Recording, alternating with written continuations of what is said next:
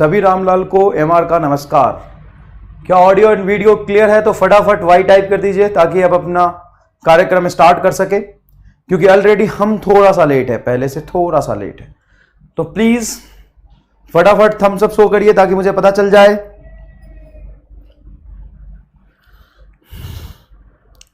एक मिनट रुक जाइए, कमेंट में आपको देखता हूं।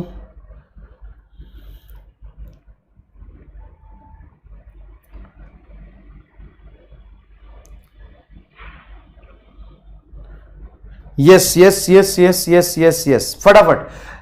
सबसे पहले तो आपको थोड़ा सा कष्ट हुआ, 10 मिनट लेट आ पाया मैं, क्योंकि मेरी क्लास थी अभी, है ना। तो भाग के आया हूं मैं, क्लास लेके ही आया हूं मैं, 2 घंटे से क्लास ले रहा था मैं, इस वजह से थोड़ा सा लेट हो गया। तो आप अपना कार्यक्रम, हम अपना कार्यक्रम आज 10 मिनट लेट स्टार्ट करेंगे, है ना। तुम्हारे बड़े भैया को ही पढ़ा रहा था, यकीन वाले बच्चों को। तो चलिए सब आज का कार्यक्रम हम स्टार्ट करते हैं। तो अच्छा, पहला पेज तो ये है ना। तो आपका स्वागत है अर्जुना बैच के सारे बच्चों का काइनेमेटिक्स के लेक्चर नंबर 12 में। लेक्चर नंबर 12 में आपका स्वागत है। लेक्चर नंबर 12 में आज हमारा गोल है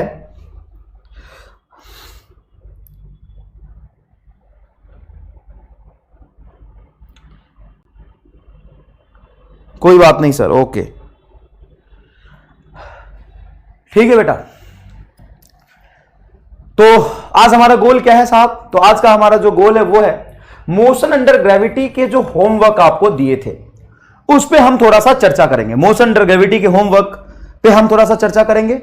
उसके बाद हम ग्राफ ऑफ 1D मोशन के बारे में पढ़ेंगे।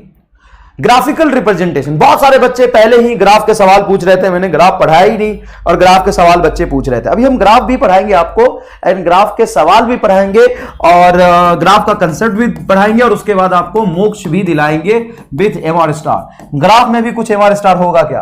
तो पहले से ही आप जानते हैं कि ग्राफ का स्लोप कैसे देखना है, हंसता हुआ ग्राफ क्या होता है, रोता हुआ ग्राफ क्या होता है। तो चलिए स्टार्ट करते हैं। क्या आपने लास्ट होमवर्क किया था क्या, जो मैंने आपको दिया था? होमवर्क किया क्या जो मैंने आपको दिया था? सर क्या होमवर्क दिया था, हमें पता ही नहीं। अरे रामलाल, तुम्हें सवाल सॉल्व करने के लिए नहीं दिया था क्या?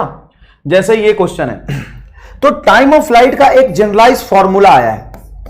जब भी किसी एच हाइट से, अरे कहां जा रहे हो, जब भी किसी एच हाइट से ऑब्जेक्ट को हम अपवर्ड या डाउनवर्ड प्रोजेक्ट करते हैं, जब भी हम किसी ऑब्जेक्ट को एच हाइट से अपवर्ड की तरफ प्रोजेक्ट करते हैं, तो उसके टाइम ऑफ फ्लाइट का फॉर्मूला आया था T is equal to U by g plus minus root under U square by g square plus 2H by जी।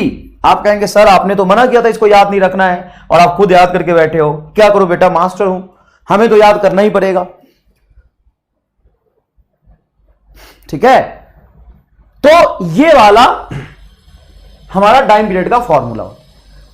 अगर आप इसको डायरेक्ट लगाएंगे तो भी आंसर आ जाएगा, या आप डायरेक्ट यहां से इक्वेशन ऑफ मोशन का कंसेप्ट भी लगा सकते हैं। ऊपर की तरफ अगर आपने निगेटिव माना है, ये बेटा मैंने एज्यूम किया है, नीचे की तरफ पॉजिटिव माना है, तो हम क्वेश्चन को सॉल्व करेंगे, कुछ टाइम आएगा। सर ये नीचे पॉजिटिव क्यों माना आपने? कई बच्चों को मैंने देखा था जो वीडियो के नीचे कमेंट कर रहे थे कि सर आपने नीचे पॉजिटिव मान लिया तो जी पॉजिटिव हो जाएगा, लेकिन आपने बोला था सर जी निगेटिव होता है। सुन मेरी बात ध्यान से, पॉजिटिव और निगेटिव का एजम्पशन या तो क्वेश्चन पे डिपेंड करता है, नहीं तो हम पे डिपेंड करता है। तो सर नीचे पॉजिटिव मानोगे तो नीचे की तरफ जी पॉजिटिव हो जाएगा, और नीचे निगेटिव मानोगे तो नीचे की तरफ जी निगेटिव हो जाएगा। तो सर तो आंसर तो अलग अलग आएगा, नहीं आएगा। तुमको जो निकालना निकालो, नहीं आएगा। टाइम का आंसर नीचे पॉजिटिव मान के उतना ही आएगा जितना टाइम का आंसर नीचे निगेटिव मान के आएगा। तो देखो, जो डायरेक्शन का रेफरेंस होता है ना, वो तुम खुद मान सकते हो। नीचे को अगर तुम पॉजिटिव बोल रहे हो तो ऊपर निगेटिव हो जाएगा, ऊपर की तरफ अगर आप पॉजिटिव बोल रहे हो तो नीचे निगेटिव हो जाएगा। जी निगेटिव होता है ये करेक्ट आंसर नहीं है, हां जी नीचे होता है ये करेक्ट आंसर है। जी नीचे होता है ये करेक्ट आंसर है। सुनिएगा ध्यान से, कई बच्चों को डाउट था तो मैं आपको समझा देता हूं। जी नीचे की तरफ होता है ये करेक्ट है। अगर नीचे तुम प्लस मानते हो तो नीचे की तरफ जी प्लस होगा, नीचे माइनस मानते हो तो नीचे की तरफ जी माइनस होगा। कितने लोगों को समझ में आया? फटाफट थम्स अप करिए, क्योंकि इस केस में बच्चे को बहुत ज्यादा डाउट था। बहुत ज्यादा बच्चे को नहीं था, 2 ही 3 बच्चे थे, बाकी सारे बच्चों को अच्छे समझ आ गया था। ठीक है बेटा, तो ऊपर को अगर मैं पॉजिटिव मानता हूं तो नीचे की तरफ निगेटिव मानूंगा, अगर निगेटिव नीचे पॉजिटिव मानता हूं तो ऊपर की तरफ क्या हो जाएगा? निगेटिव हो जाएगा। ये रेफरेंस हो गया। तो वेलोसिटी हो जाएगा माइनस और एक्सेलरेशन हो जाएगा आपका प्लस, क्योंकि नीचे की तरफ हमने प्लस माना है। अब ये ऑब्जेक्ट कहीं ऊपर जाएगा, ऊपर भागता हुआ भागता हुआ भागता हुआ भागता हुआ जमीन पे पहुंचेगा, तो आप लगाएंगे second equation of motion. Second equation of motion जब आप लगाएंगे तो लिखेंगे s बराबर ut plus half at square. जब ये पार्टिकल ऊपर गया कहीं रुका और भागता हुआ नीचे यहां पहुंचा, तो इनिशियल पोजीशन ये था, फाइनल पोजीशन ये हुआ, तो आपका डिस्प्लेसमेंट ये हो जाएगा। तो आप डायरेक्टली डिस्प्लेसमेंट को लिख सकते हैं 80 मीटर, तो डिस्प्लेसमेंट हो गया 80। ऊपर की तरफ मैंने फेंका है, ऊपर को मैंने माइनस माना है, तो ये हो जाएगा माइनस 30t, और g नीचे पॉजिटिव है तो ये होगा प्लस हाफ, g की वैल्यू 10t स्क्वायर, तो कैंसिल होकर 5t स्क्वायर लिख सकते हैं, तो ये बनेगा 5t square minus 30t minus 80 is equal to 0। तो ये टाइम का क्वाड्रेटिक इक्वेशन आएगा। सर ये तो आपने कल नहीं बताया था। कल मैंने इसलिए नहीं बताया था क्योंकि असल में कंसेप्ट के हिसाब से तो यही सॉल्यूशन है, और 99 नहीं 100% जगह पे यही अप्रोच पढ़ाया जाता है। आप स्कूलों में पढ़ेंगे तो मास्टर आपको यही पढ़ा रहा होगा।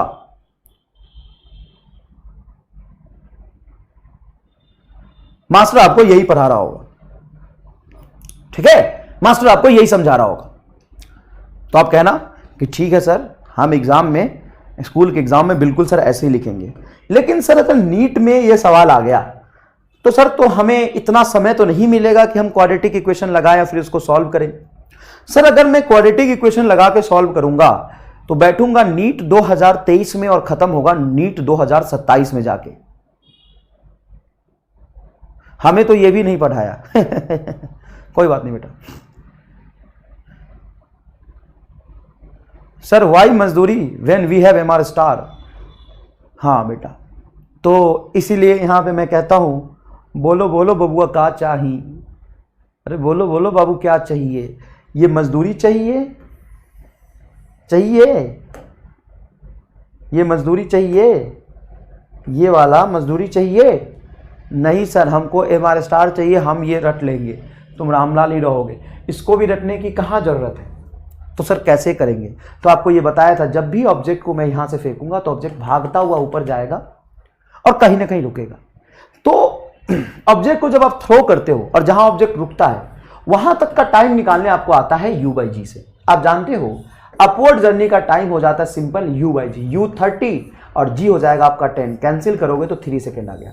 तो सर यहां से मैक्सिमम हाइट का तो निकाल लेंगे, और मैक्सिमम हाइट पे जाके ऑब्जेक्ट रुकेगा और नीचे भाग के आएगा।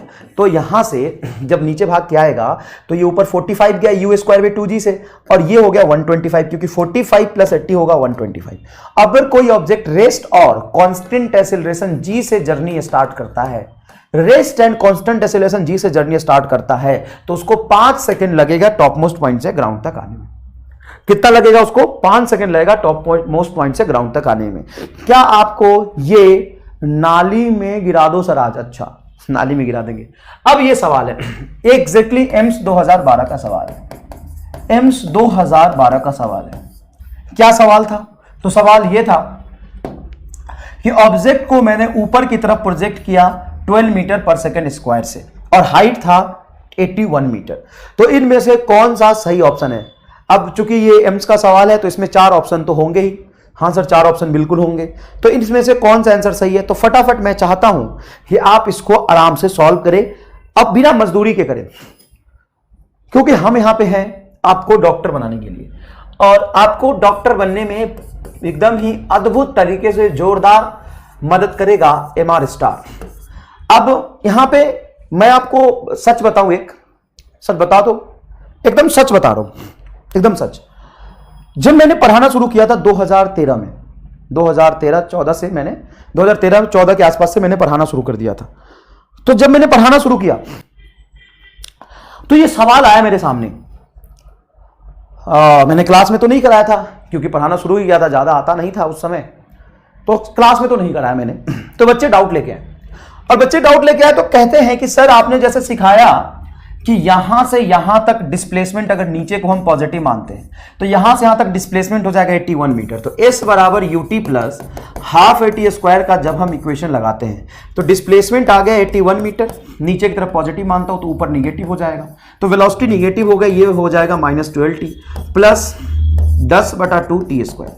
तो ये हो जाएगा sir 5t square -12t minus 81 is equal to 0। Sir ये टाइम का क्वाड्रेटिक आ गया, यहां से हम टाइम निकाल रहे हैं सर, लेकिन टाइम हमसे निकल नहीं रहा। क्यों नहीं निकल रहा? तो ये बहुत ही बेकार सा घटिया सा क्वाड्रेटिक बना और मैं इसको सॉल्व करने बैठ गया। पूरा ही एक पेज लगा सॉल्व करने में एमआर को, क्योंकि ये क्वाड्रेटिक अगर आप ध्यान से देखेंगे तो आपको लगेगा सर ऐसा क्वाड्रेटिक कौन पूछता है, तो एम्स वाले पूछते हैं। ऐसा क्वाड्रेटिक कौन पूछता है, एम्स वाले पूछते हैं। ऐसा क्वाड्रेटिक कौन पूछता है, एम्स वाले पूछ लेते हैं। अब इसको सॉल्व करने में एक पेज लगेगा। अच्छा सर ठीक है, फिर आपने क्या किया? मैंने कुछ नहीं किया, एक पेज में सॉल्व करके उसको दे दिया। फिर मैं आराम से घर गया और इस सवाल को ध्यान से सोचा तो मुझे ऐसा महसूस हुआ कि बॉल को जब हम 12 मीटर पर सेकेंड से ऊपर फेंकेंगे तो पक्की बात है कि बॉल जाके कहीं ना कहीं मैक्सिमम हाइट पे रुकेगा।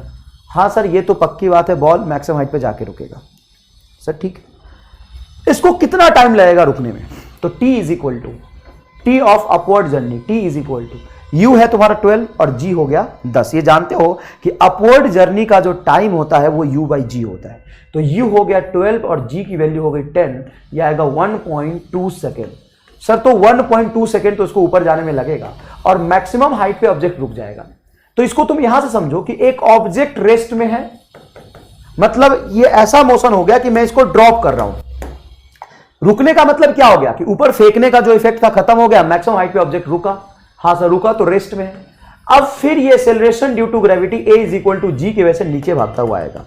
तो इसको कितना नीचे चलना है, जमीन से कितने हाइट पे इसकी वेलोसिटी 0 हुई है?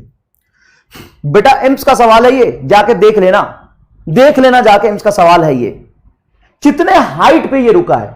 तो सर ये 81 और लगभग हम हाइट अप्रोक्सीमेटली निकाले तो 5-6 मीटर के आसपास आएगा, क्योंकि अगर मैं 10 से प्रोजेक्ट करता तो 5 मीटर आता, तो 6 मीटर के आसपास मैं मान लेता हूं अप्रोक्सीमेटली। तो ये 6 और ये 81, तो ये 87 मीटर हो जाएगा। टोटल हाइट कितना हो जाएगा? 87 मीटर। और जब भी ऑब्जेक्ट रेस्ट और कांस्टेंट एक्सीलरेशन से जर्नी स्टार्ट करता है, ध्यान से सुनना, जब भी object rest and constant acceleration से जर्नी स्टार्ट करता है तो पहले 1 सेकेंड में चलता है 5 मीटर, 2 सेकेंड में चलता है 20 मीटर, टोटल 2 सेकेंड में, टोटल 3 सेकेंड में चलता है 45 मीटर, टोटल 4 सेकेंड में चलता है 80 मीटर और टोटल 5 सेकेंड में चलता है 125 मीटर। तो यहां तक 4 सेकेंड तो ले चुका होगा, यहां से यहां तक गिरने में 80 मीटर चलने में वो 4 सेकेंड ले चुका होगा। हाँ सर ध्यान से समझना, यहां पे मजा आ जाएगा तुम्हें। अब यहां से यहां तक आने में 4 सेकेंड ले चुका होगा। तो बेटा 80 मीटर चलने में, इसको चलना तो 87 है, 80 मीटर चलने में 4 सेकेंड ले चुका होगा। तो ये 1.2 और ये 4, तो 5.2 तो ऐसे ही आ रहा। मतलब ये हो गया कि 4 से कम तो आंसर होगा नहीं, तो ये दोनों गलत हो गए। अब अचानक से 5 सेकेंड में तो 125 चल जाता, लेकिन ये तो 80 से थोड़ा सा ज्यादा चला, तो इसको 4 से थोड़ा सा ज्यादा टाइम लगेगा और ये ऑलमोस्ट लगेगा 4.2 के आसपास। तो आंसर में अच्छा मैंने यहां पे गलत लिख दिया था, यहां पे एक्चुअल में आंसर था 5.4 और आप 5.2 कह रहे थे, तो आपकी कोई गलत नहीं है, ये एकदम सही है। तो अगर 80 मीटर चलता, थोड़ा सा बुद्धि लगाओ, अगर 80 मीटर चलेगा तो कितना टाइम लगेगा चलने में? 4 सेकेंड, और 5 सेकंड में टोटल 125 चलेगा, लेकिन चलना 125 का है, टोटल तो 87 ही है, मतलब उसको 4 सेकंड से थोड़ा ज्यादा टाइम लगेगा। 5 सेकंड जा नहीं सकता, 5 सेकंड जा नहीं सकता और 4 से ज्यादा ही लगेगा। अब यहां से यहां तक 4 से ज्यादा लगा और एक ये भी है यहां से यहां तक जाने का, तो 5 से ज्यादा तो होना ही चाहिए आंसर, लेकिन 8 से ज्यादा भी नहीं होना चाहिए, मतलब ये गलत। 4 से ज्यादा तो होना ही चाहिए, ये गलत, और 4 से ज्यादा होना चाहिए, मतलब ये भी गलत। यहां पे टाइम 5 से ज्यादा लग ही नहीं सकता, मतलब 4 के आसपास लगेगा, ये 4 के आसपास और ये 1, 4 और 1 5, तो 5 के आसपास आंसर होगा। पहला ऑप्शन करेक्ट हो गया।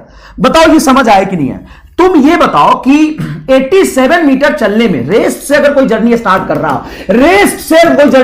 रहा, तो 87 मीटर चलने में जो टाइम लगेगा 4 सेकंड से थोड़ा सा, 4 सेकंड के पास होगा। तो ये 4 सेकंड के पास और ये 1 सेकंड, तो 4 1 5, तो 5 सेकंड के आसपास आंसर होगा। 5.4 सेकंड एग्जैक्टली आंसर था। थोड़ा सा करेक्शन कर लीजिएगा, मैंने जल्दी जल्दी में ऑप्शन लिखा था तो 5.2 लिखा था, लेकिन 5.2 भी अगर तुम आंसर देते हो इस 4 ऑप्शन के अकॉर्डिंग तो तुमने कोई गलती नहीं की है। अगर तुम 5.2 आंसर देते हो 4 सेकंड के अकॉर्डिंग तो तुमने कोई गलती नहीं की है, क्योंकि तुम्हें यहां पे सही आंसर नहीं ढूंढना है। मेरी बात सुन, तुम्हें यहां पे सही आंसर ढूंढना ही नहीं है, तो सर क्या ढूंढना है? गलत ढूंढना है। और तुम एक बात बता, अगर इसको 1 सेकंड यहां लग गया है और 87 में 4 सेकंड के आसपास लगेगा तो आंसर 4-1-5 से कम नहीं हो सकता, 5 से कम नहीं हो सकता। मतलब ये दोनों तो गलत है, ये दोनों तो गलत है, और ये 5 लगेगा नहीं, 4 ही लगेगा। मतलब ये हुआ कि ये 4 और 1 5 के आसपास आना चाहिए, 8 भी नहीं हो सकता। मतलब ये 8 भी गलत हो गया, ये 8 भी गलत हो गया। तो क्या ये 3 ऑप्शन गलत होंगे? हां सर, ये 3 ऑप्शन गलत होंगे। तो तुमसे किसने बोला है कि एग्जैक्ट आंसर चाहिए? तुम्हें 3 गलत समझ में आ गया, चौथा अगर तुम्हें सही नहीं समझ में आ रहा, कोई दिक्कत नहीं है, यही आंसर होगा, क्योंकि ये 3 कभी हो ही नहीं सकता है, ये 3 कभी हो ही नहीं सकता है। सर क्यों नहीं होगा? अरे 87 मीटर चलने में 4 सेकंड के पास लगेगा और ये 1 सेकंड और जोड़ेगा तो ये 4 सेकंड हो नहीं सकता, 3.8 हो नहीं सकता, और ये 4 से थोड़ा ज्यादा लग रहा, 4 और 1 5, आंसर 5 के आसपास होना चाहिए, 8 हो नहीं सकता। मतलब ये 3 गलत ही होंगे, और ये समझ आया, बस काम खत्म हो गया। तुम्हें यही समझना है, ये एग्जैक्ट आंसर तुम्हें नहीं समझना है। बताओ,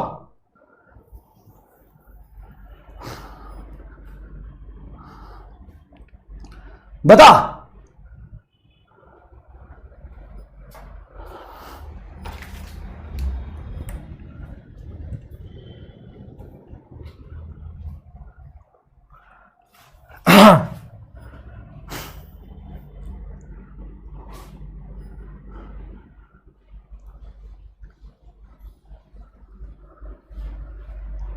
बता, एकदम जोरदार चमका कि नहीं चमका? मजे आए कि नहीं आए?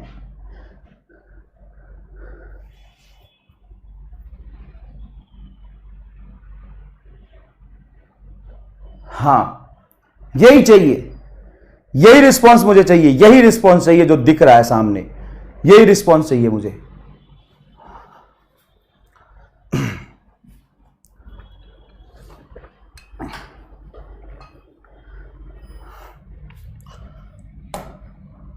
चलो सवाल देखिए।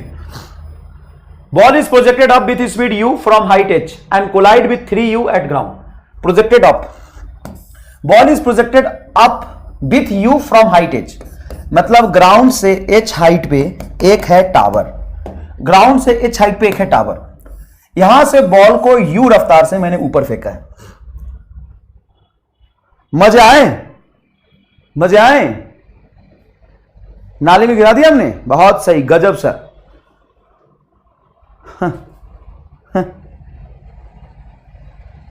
अरे बहुत सही, मजा आ गया यार, मजा आ गया।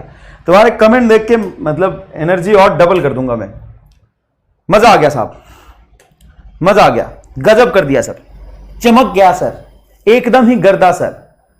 चलो यहां देखो, अब ball is projected up with speed u from height h, तो h हाइट से ग्राउंड है, ये ग्राउंड के h हाइट पे एक टावर है, वहां से बॉल को u रफ्तार से मैंने ऊपर फेंका, height h, and collide with 3u at ground. ऊपर गया है और 3u स्पीड से ग्राउंड पे कोलाइड किया। कितने स्पीड से ग्राउंड पे कोलाइड किया? 3u स्पीड से ग्राउंड, देन फाइंड h। तो ये कितना हाइट रहा होगा ये बताओ, कैसे निकालोगे बेटा? तो ये निकालने के लिए आप करोगे v square minus u square. अभी हो गया भाई, अब आगे चले। v square minus u square बराबर 2s। लेकिन सर यहां पे डायरेक्शन सेंस तो लेना पड़ेगा, चलो ले लेते हैं। कैसा डायरेक्शन सेंस लेना चाहते हो बताओ? नीचे क्या लेना चाहते हो? नीचे हम लेते हैं पॉजिटिव। सर आप नीचे पॉजिटिव क्यों ले रहे हो? क्योंकि बॉल को फेंका तो ऊपर है, तो इसकी इनिशियल वेलोसिटी को हम ऊपर होने की वजह से माइनस मान लेंगे, लेकिन अल्टीमेटली बॉल आएगा नीचे, एक्सीलरेशन नीचे, और ये घूम के डिस्प्लेसमेंट भी नीचे, डिस्प्लेसमेंट भी नीचे। समझ में आया कि नहीं? डिस्प्लेसमेंट भी नीचे। सर अगर ऐसा है, नीचे आपने पॉजिटिव माना है, तो फाइनल वेलोसिटी वेक्टर, यहां पे इक्वेशन ऑफ मोशन में वेलोसिटी आता है, तो फाइनल वेलोसिटी वेक्टर को प्लस लेंगे, इनिशियल वेलोसिटी वेक्टर को माइनस लेंगे, तो ये हो जाएगा आपका 9u square minus u square is equal to 2। नीचे एक्सीलरेशन प्लस है g और डिस्प्लेसमेंट भी नीचे h है। तो यहां से h इज इक्वल टू आ जाएगा 9u square minus u square 8u square, 8u square divided by 2g, 2 से ये 8 कैंसिल होगा, तो मैक्सिमम हाइट आ जाएगा आपका 4u स्क्वायर बाई g। देखते हैं कितने लोगों ने इसका आंसर सही निकाला है। 4u स्क्वायर बाई g, देखते हैं कितने लोगों ने ये आंसर सही निकाला है। 2u स्क्वायर बाई 5, भांग खा के सॉल्व कर रहा है क्या? भांग खा के सॉल्व कर रहा है क्या? 2u स्क्वायर बाई 5, कुछ भी मतलब कुछ भी। बहुत बढ़िया बेटा, बहुत बढ़िया बेटा।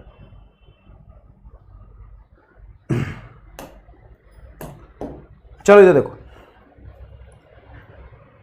अगर मैं यहां से टाइम ऑफ लाइट आपसे पूछूं, टाइम ऑफ लाइट, तो टाइम ऑफ लाइट का मतलब मैं टाइम पूछ रहा हूं, मैं आपसे क्या पूछ रहा हूं? टाइम पूछ रहा हूं। और तुम्हारे पास क्या क्या पता है? तो तुम्हें इनिशियल वेलोसिटी पता है, फाइनल वेलोसिटी ग्राउंड पे पता है, और acceleration due to gravity g पता है, acceleration due to gravity g पता है। तो इन सबको यूज करके बेटा एक बार टाइम ऑफ लाइट निकाल के बताओ मुझे, टाइम ऑफ लाइट निकाल के बताओ।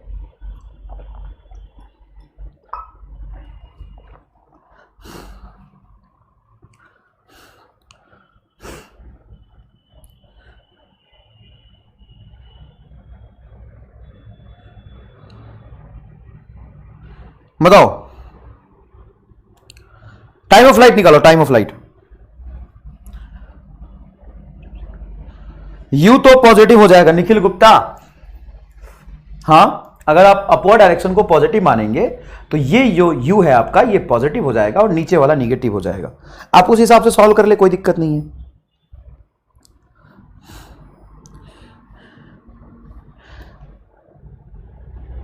चलिए बताइए, टाइम बताइए, टाइम, टाइम ऑफ लाइट बताइए, टाइम ऑफ लाइट बताइए। तो जनरली बच्चा क्या करता है, टाइम ऑफ लाइट निकालने के लिए कहता है सर v बराबर u प्लस at। हमें फाइनल स्पीड पता है 3u, इनिशियल स्पीड पता है u, acceleration g into T. तो यहां से t इज इक्वल टू आ जाएगा 3u minus u 2u by g। ये गलत है। ये क्यों गलत है? तो इसको फील करने की कोशिश करिए, ये क्यों गलत है। तो बेटा ये इसलिए गलत है कि फाइनल वेलोसिटी तो 3u है, कोई दिक्कत नहीं, फाइनल वेलोसिटी 3u है, लेकिन इनिशियल वेलोसिटी माइनस u होगा। तो यहां पे आप माइनस u रखेंगे, minus u is equal to gt। तो ये minus u plus gt, minus u plus gt। तो जब ये फॉर्मूले में आप v की वैल्यू रखेंगे 3u, u की इनिशियल वैल्यू, इनिशियल वेलोसिटी की वैल्यू रखेंगे माइनस u उधर जाएगा, तो ये हो जाएगा 4u बराबर gt। तो t इज इक्वल टू आ जाएगा 4u by g। 4u by g is a correct answer. 4u by g is a correct answer, क्योंकि आपको वेलोसिटी के साइन के साथ चीजें को रखना है। ठीक है साहब, चलिए 4u बाई g। मैंने g को पुट नहीं किया, कहां नहीं किया बेटा? अच्छा, g की वैल्यू पुट नहीं किया, यहां पे 10 रखना चाहते थे। अच्छा रख दो, तो हो जाएगा 2u स्क्वायर बाई 5। अच्छा, इसीलिए तुम्हारा था क्या 2u स्क्वायर बाई 5? ओहो वाह यार, होशियार हो गए तुम, होशियार हो गए, बहुत बढ़िया, होशियार हो गए तुम। चलो ये सवाल कितने लोगों ने सॉल्व किया था बताओ। Ball is projected up with velocity u। तो सुनो, फ्रॉम हाइट h, ये ग्राउंड है, ठीक है सर, ये ग्राउंड है, और ग्राउंड से मैं h हाइट के टावर पे जाके एक बॉल को u रफ्तार से ऊपर फेंका। Then time of flight is 9 second. तो ऊपर कहीं जाके रुका और फिर नीचे आ गया, तो इसका टाइम ऑफ फ्लाइट था 9 सेकेंड। उसके बाद विथ सम स्पीड u, सम नहीं, same, with same speed u it is projected downward. दूसरा बॉल सेम स्पीड u से नीचे फेंका, तो इसका टाइम ऑफ फ्लाइट कुछ t1 लगा था, इसका टाइम फ्लाइट कुछ t2 लगा। अगर उसी हाइट से मैं बॉल को ड्रॉप करूं तो इसको कितना टाइम ऑफ फ्लाइट लगेगा, t3, ये हमें निकालना है, या इसको सिर्फ t मान लो, ये निकालना है। कितने लोगों ने सवाल को सॉल्व किया और उनका आंसर t का आया था √t1 × t2? कितने लोगों ने सॉल्व किया? 6 सेकंड आपने डायरेक्ट फॉर्मूला यूज किया क्या? हां, आपको ये याद रखना है, ये डायरेक्ट फॉर्मूला याद रखना है, लेकिन ये आएगा कैसे, ये भी तो आपको प्रूव करना पड़ेगा। आएगा कैसे? सस्ता नशा करके टाइपिंग, बहुत सही। आएगा कैसे ये फॉर्मूला, आएगा कैसे? प्रभु आप कमाल के हैं, मोक्ष मिल गया, बहुत बहुत धन्यवाद। लेकिन ये फॉर्मूला आएगा कैसे, 6 सेकेंड आएगा कैसे?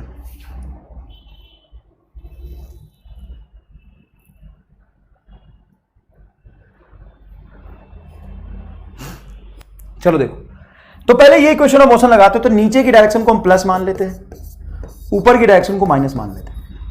अब मैं सेकेंड इक्वेशन ऑफ मोशन लगाता हूं, तो ये यहां से चला, भाग भाग भाग के यहां पहुंचा, तो यहां से यहां तक टोटल डिस्प्लेसमेंट हो गया इसका h, velocity minus u, time t1 plus half g t1 का स्क्वायर। ये पहले मोशन का इक्वेशन ऑफ मोशन आएगा, सेकेंड इक्वेशन ऑफ मोशन पहले मोशन के लिए, जब मैंने उसको ऊपर फेंका था। और जब मैंने इसको नीचे की तरफ फेंका तो वेलोसिटी हो जाएगी पॉजिटिव, क्योंकि नीचे की डायरेक्शन में मैंने पॉजिटिव माना था। यहां से यहां पहुंचा, डिस्प्लेसमेंट पॉजिटिव और एक्सीलरेशन भी पॉजिटिव। तो आप लिखेंगे दूसरे मोशन के लिए second equation motion h is equal to u t2 plus half g t2 का स्क्वायर। ये सेकंड मोशन के लिए आएगा। और थर्ड में जब आप ड्रॉप करोगे, तो ड्रॉप करने केस में तो आप जानते हैं h बराबर u 0 है, तो हो जाएगा हाफ g t स्क्वायर। ये थर्ड इक्वेशन ऑफ मोशन आएगा। अब कैसे सॉल्व किया जाए साहब? तो एक काम करते हैं, इस दो इक्वेशन को यहां पे लिखता हूं मैं, ये दोनों इक्वेशन को मैं लिखता हूं, ध्यान से देखना। h बराबर minus u t1 plus half g t1 का whole square, h is equal to u t2 plus half g t2 का होल स्क्वायर। अब मैं इसको कैसे सिंप्लीफाई करूं, तो ध्यान से सुनना, एक जबरदस्त ट्रिक बताता हूं। u पॉजिटिव था सर, अबे तू एकदम सस्ता नशा करके आया क्या? आज क्लास के पहले सेट हो गया था क्या? यू पॉजिटिव था, निगेटिव था, क्या क्या बक क्या रहा है तू? बकलोल कहीं का।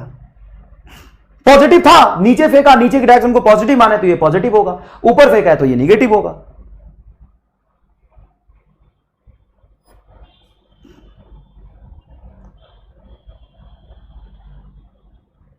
बेवकूफ कहीं का।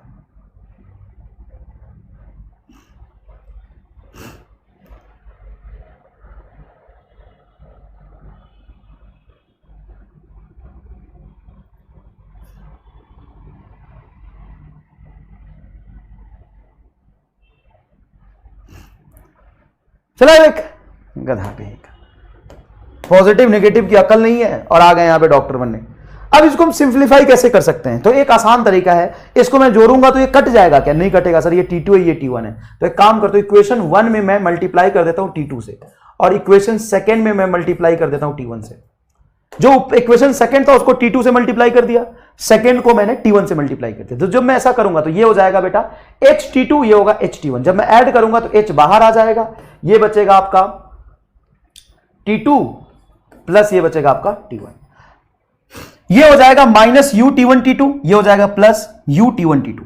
तो ये एग्जैक्टली कैंसिल हो जाएगा, और यहां पे बेटा ये बनेगा हाफ g t1 का whole square into t2 plus यहां पे भी हाफ g कॉमन निकाल लो, तो अंदर में बचेगा बेटा t2 का होल स्क्वायर इंटू t1। देखो ये t2 का होल स्क्वायर इंटू t1, ये एक्सप्रेशन आएगा।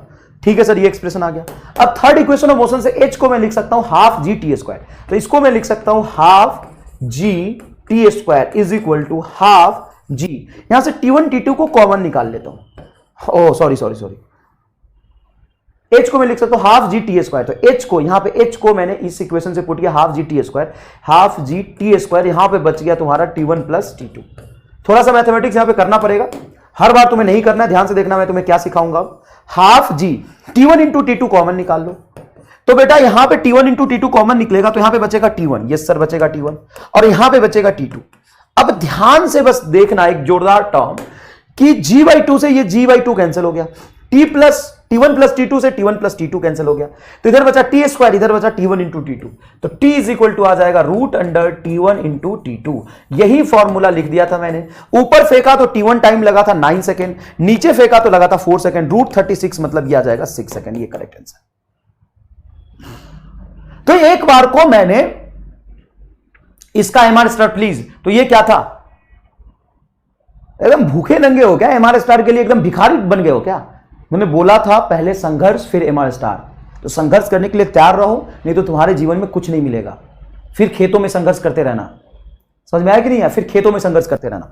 तो बहुत आसानी से पहले सवाल पढ़ लो और ऊपर की तरफ इक्वेशन ऑफ मोशन लगा, ऊपर की तरफ फेंका है तो नीचे पॉजिटिव, ऊपर निगेटिव माना था तो वेलोसिटी निगेटिव हो जाएगा, तो एक इक्वेशन ऑफ मोशन लगाया।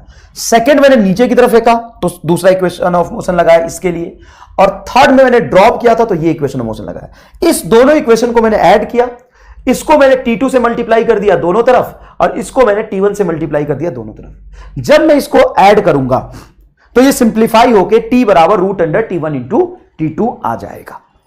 तो आप इसको याद रख लीजिए, कोई दिक्कत नहीं। अगर यहां पे किसी भी स्टेप में आपको प्रॉब्लम है तो आप घर पे बैठ के शांति से सॉल्व करना, आपसे सॉल्व हो जाएगा, आपसे सॉल्व हो जाएगा। ठीक है, जब तुमसे कोई स्टेप मान लो नहीं समझ में आ रहा है तो क्या करना चाहिए? मजा आ गया सर, गर्दा हो गया सर, हाँ ठीक है, MR star is life line. Third equation of motion क्या हुआ sir? Third equation of motion का क्या हुआ sir?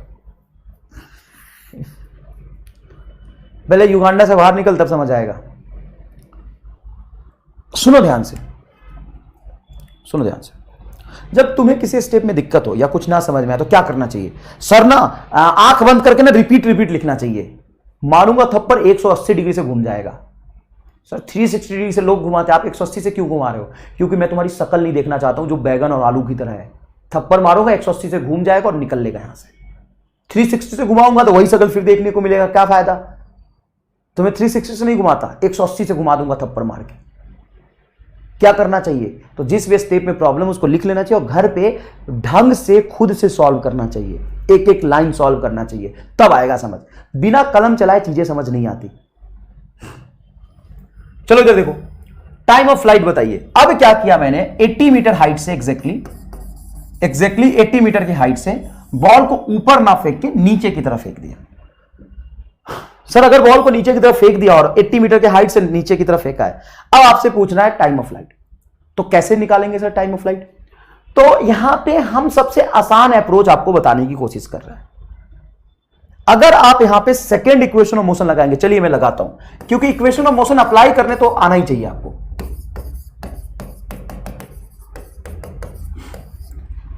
Second equation of motion लगाते हैं। सेकेंड इक्वेशन ऑफ मोशन क्या कहेगा? तो सबसे पहले डायरेक्शन सेंस बना लो। नीचे की तरफ हम मानेंगे पॉजिटिव और ऊपर की तरफ मानेंगे निगेटिव। सर ऊपर की तरफ आप निगेटिव क्यों मानते हो बार बार, नीचे की तरफ आप पॉजिटिव मानते हो? बेटा नीचे की तरफ पॉजिटिव इसलिए मान लो कि वेलोसिटी भी नीचे है, ऑब्जेक्ट नीचे ही जाएगा और एक्सीलरेशन भी नीचे है, तो हर बार हर टर्म में माइनस माइनस लेके क्या फायदा? आंसर तो वही आना है। ड्रॉपिंग वाला केस कहां है? ये फेंकने वाला केस है। ड्रॉपिंग वाले में इनिशियल वेलोसिटी बेटा 0 होता है, ये मैंने फेंका है, ये ड्रॉप का केस नहीं है। 4 सेकंड आंसर नहीं होगा बेटा। ये ड्रॉपिंग का केस है या प्रोजेक्शन का केस है? बताओ।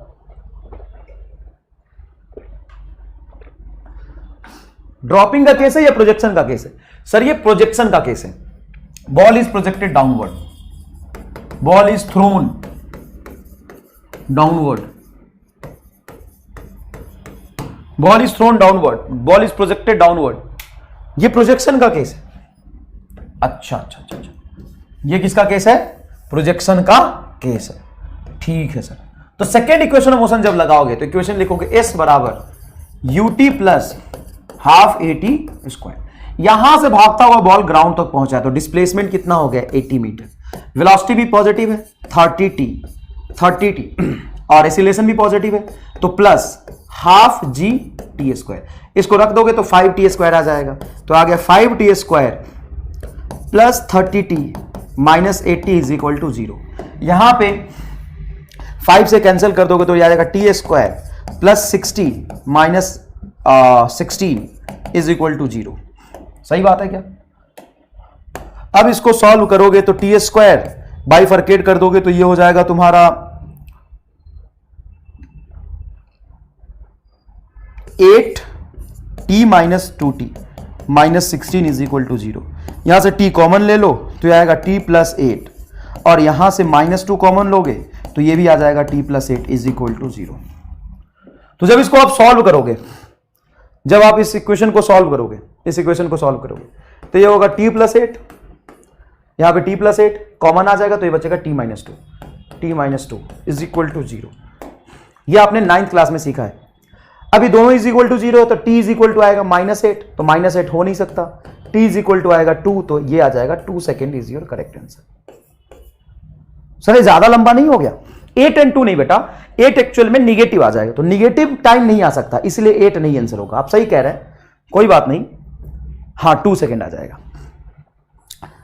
तो ये इसका एक्चुअल में सॉल्यूशन है, कोई समस्या नहीं सॉल्यूशन से, यही एक्चुअल में इसका सॉल्यूशन होगा। लेकिन आपको नहीं लग रहा कि आप यहां से कहानी शुरू किए, यहां फिर क्वाड्रेटिक सॉल्व किया, फिर यहां आए, फिर यहां आए। क्या ये मजदूरी हुआ या नहीं हुआ बताइए?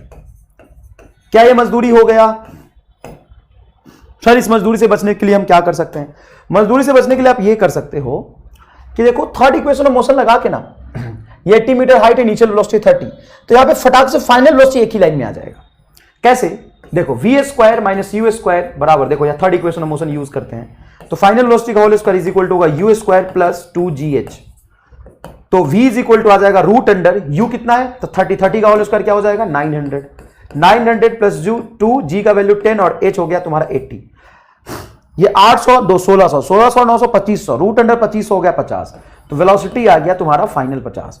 और तुम जानते हो कि अगर मुझे फाइनल वेलोसिटी पता है, इनिशियल वेलोसिटी पता है, दोनों निगेटिव है और नीचे की तरफ हमने पॉजिटिव मान लिया है, तो सिंपल सी बात है v बराबर u प्लस 80 होता है, या simple acceleration time is equal to हो जाएगा v minus u by a। तो फाइनल वेलोसिटी हो गया तुम्हारा 50, इनिशियल वेलोसिटी हो गया 30 और एक्सेलरेशन हो गया 10, तो ये आएगा 20/10 मतलब 2 सेकेंड। तो कौन सा आसान पड़ा? ये इजी है, ये इजी है कि ये सेकेंड इक्वेशन लगा के सॉल्व करना इजी है। तो हालांकि चलो बात दोनों से लगभग बराबर पड़ रहा है, लेकिन आपको इस तरीके से करना पड़ेगा, आपको इस तरीके से करना पड़ेगा। या तो आप क्वाड्रेटिक लगाइए, सेकेंड इक्वेशन ऑफ मोशन में क्या होता है कि क्वाड्रेटिक वाला इक्वेशन आ जाता है, इसीलिए इसे करने से थोड़ा सा दिक्कत होगा। तो आप यहां पे डायरेक्टली कोशिश करें, फाइनल वेलोसिटी आ गया, और अगर आपको इनिशियल वेलोसिटी फाइनल वेलोसिटी पता है, एक्सीलरेशन पता है, तो टाइम तो फटाक से आ जाएगा, टाइम तो फटाक से आ जाएगा, ठीक है ना। तो इस तरीके से सवाल को सॉल्व कर सकते हैं। तो चलिए एक बार मैं आपको पूरी कहानी फिर से समरी कर देता हूं। मैंने सबसे पहले आपको क्या पढ़ाया था मोशन अंडर ग्रेविटी में, बताइए, कमेंट करके बताइए। सबसे पहले मैंने आपको मोशन अंडर ग्रेविटी में क्या पढ़ाया था? तो सबसे पहले मोशन अंडर ग्रेविटी में मैंने आपको पढ़ाया था ड्रॉप करने वाला केस। जब भी किसी ऑब्जेक्ट को ड्रॉप करते हैं तो इनिशियल वेलोसिटी हो जाती है उसकी 0, और इनिशियल वेलोसिटी 0 है और एक्सेलरेशन कांस्टेंट है g, तो motion under gravity is example of motion with constant acceleration. तो एक्सेलरेशन कांस्टेंट है और ड्रॉप किया है, एक्सेलरेशन कांस्टेंट है, तो पक्की बात है 1 second 2 second 3 second total 4 second total 5 second में जो डिस्प्लेसमेंट का रेशियो होगा वो होगा 1:4:9:16:25:36। सही है। अगर सर पहले फिर सेकेंड फिर थर्ड फिर फोर्थ फिर फिफ्थ फिर सिक्स्थ 7th 8th सब पे टोपी में लगा रहा हूं, 9th 10th में अगर डिस्प्लेसमेंट का रेशियो पूछे तो वो होगा 1:3:5:7:9, और एक्चुअल में 1 सेकेंड में ऑब्जेक्ट 5 मीटर चलता है। एक बच्चा सुबह मेरे से डाउट पूछा, सुबह एक बच्चा इंस्टाग्राम पे डाउट भेजता है, आप देख रहे हो लेवल देख रहे हो, इंस्टाग्राम पे भी डाउट भेजता है। एक बच्चा तो हद ही कर रहा है, बोला कि सर मैं जेई का हूं, आपसे पढ़ने का मौका नहीं मिल रहा, आप ना मुझे इंस्टाग्राम लाइव करके पढ़ा दो। भाई साहब अलग ही लेवल है, इंस्टाग्राम लाइव करके पढ़ा दो। तुम यहां पे 2 घंटे पढ़ने में थक जाते हो, मैं अभी 2 घंटे में 1 बजे से लगातार पढ़ा ही रहा हूं, 1 बजे से। अभी कितना टाइम हो रहा है पता नहीं मुझे, हाँ 4 बजने वाला है, 4 बजने वाला अभी, और मैं 1 बजे से लगातार अभी तक पढ़ा रहा हूं। कितने घंटे हो गए पता नहीं, कितने घंटे हो गए, हाँ 3 घंटे हो गए सर, 3 घंटे से मैं लगातार पढ़ा रहा हूं। 3 घंटे तुम्हें अगर पढ़ा दिए जाए तो नाक आंख कान गला सब दर्द करने लगता है। बेटा ये जो दर्द करने लगता है ना, ये दर्द पहले से नहीं कर रहा था और पढ़ने से नहीं कर रहा। ये जो दर्द तुम्हारे बॉडी में करता है ना, आंख दर्द कर गया सर, नाक दर्द कर रहा है सर, हम बीमार पड़ जाएंगे सर, हम पागल हो जाएंगे सर। अगर मैं तुमसे कहूं कि तुमको ना, तुम्हें क्या पसंद है जीवन में करना, बताओ तुम्हें अपने जीवन में क्या पसंद है करना, बताओ। पर तो हम लेंगे, अभी पूरा 1 साल है, पूरी फिजिक्स एकदम जोरदार तरीके से पढ़ा दूंगा। चलो थोड़ा बात करते हैं, चलो थोड़ी सी बातें करते हैं आज, पढ़ा दूंगा और इतना पढ़ाऊंगा कि दुनिया में कहीं नहीं पढ़ाया जाता होगा, उतना पढ़ाऊंगा। एकदम खुलेआम कहता हूं, खड़े होके यहां पे कहता हूं, और ये कहने की हिम्मत इसलिए आएगी कि मैंने किया है और मैं करूंगा, चिंता मत करना। तुम्हें क्या करना पसंद है, मतलब अपनी हॉबी बताओ।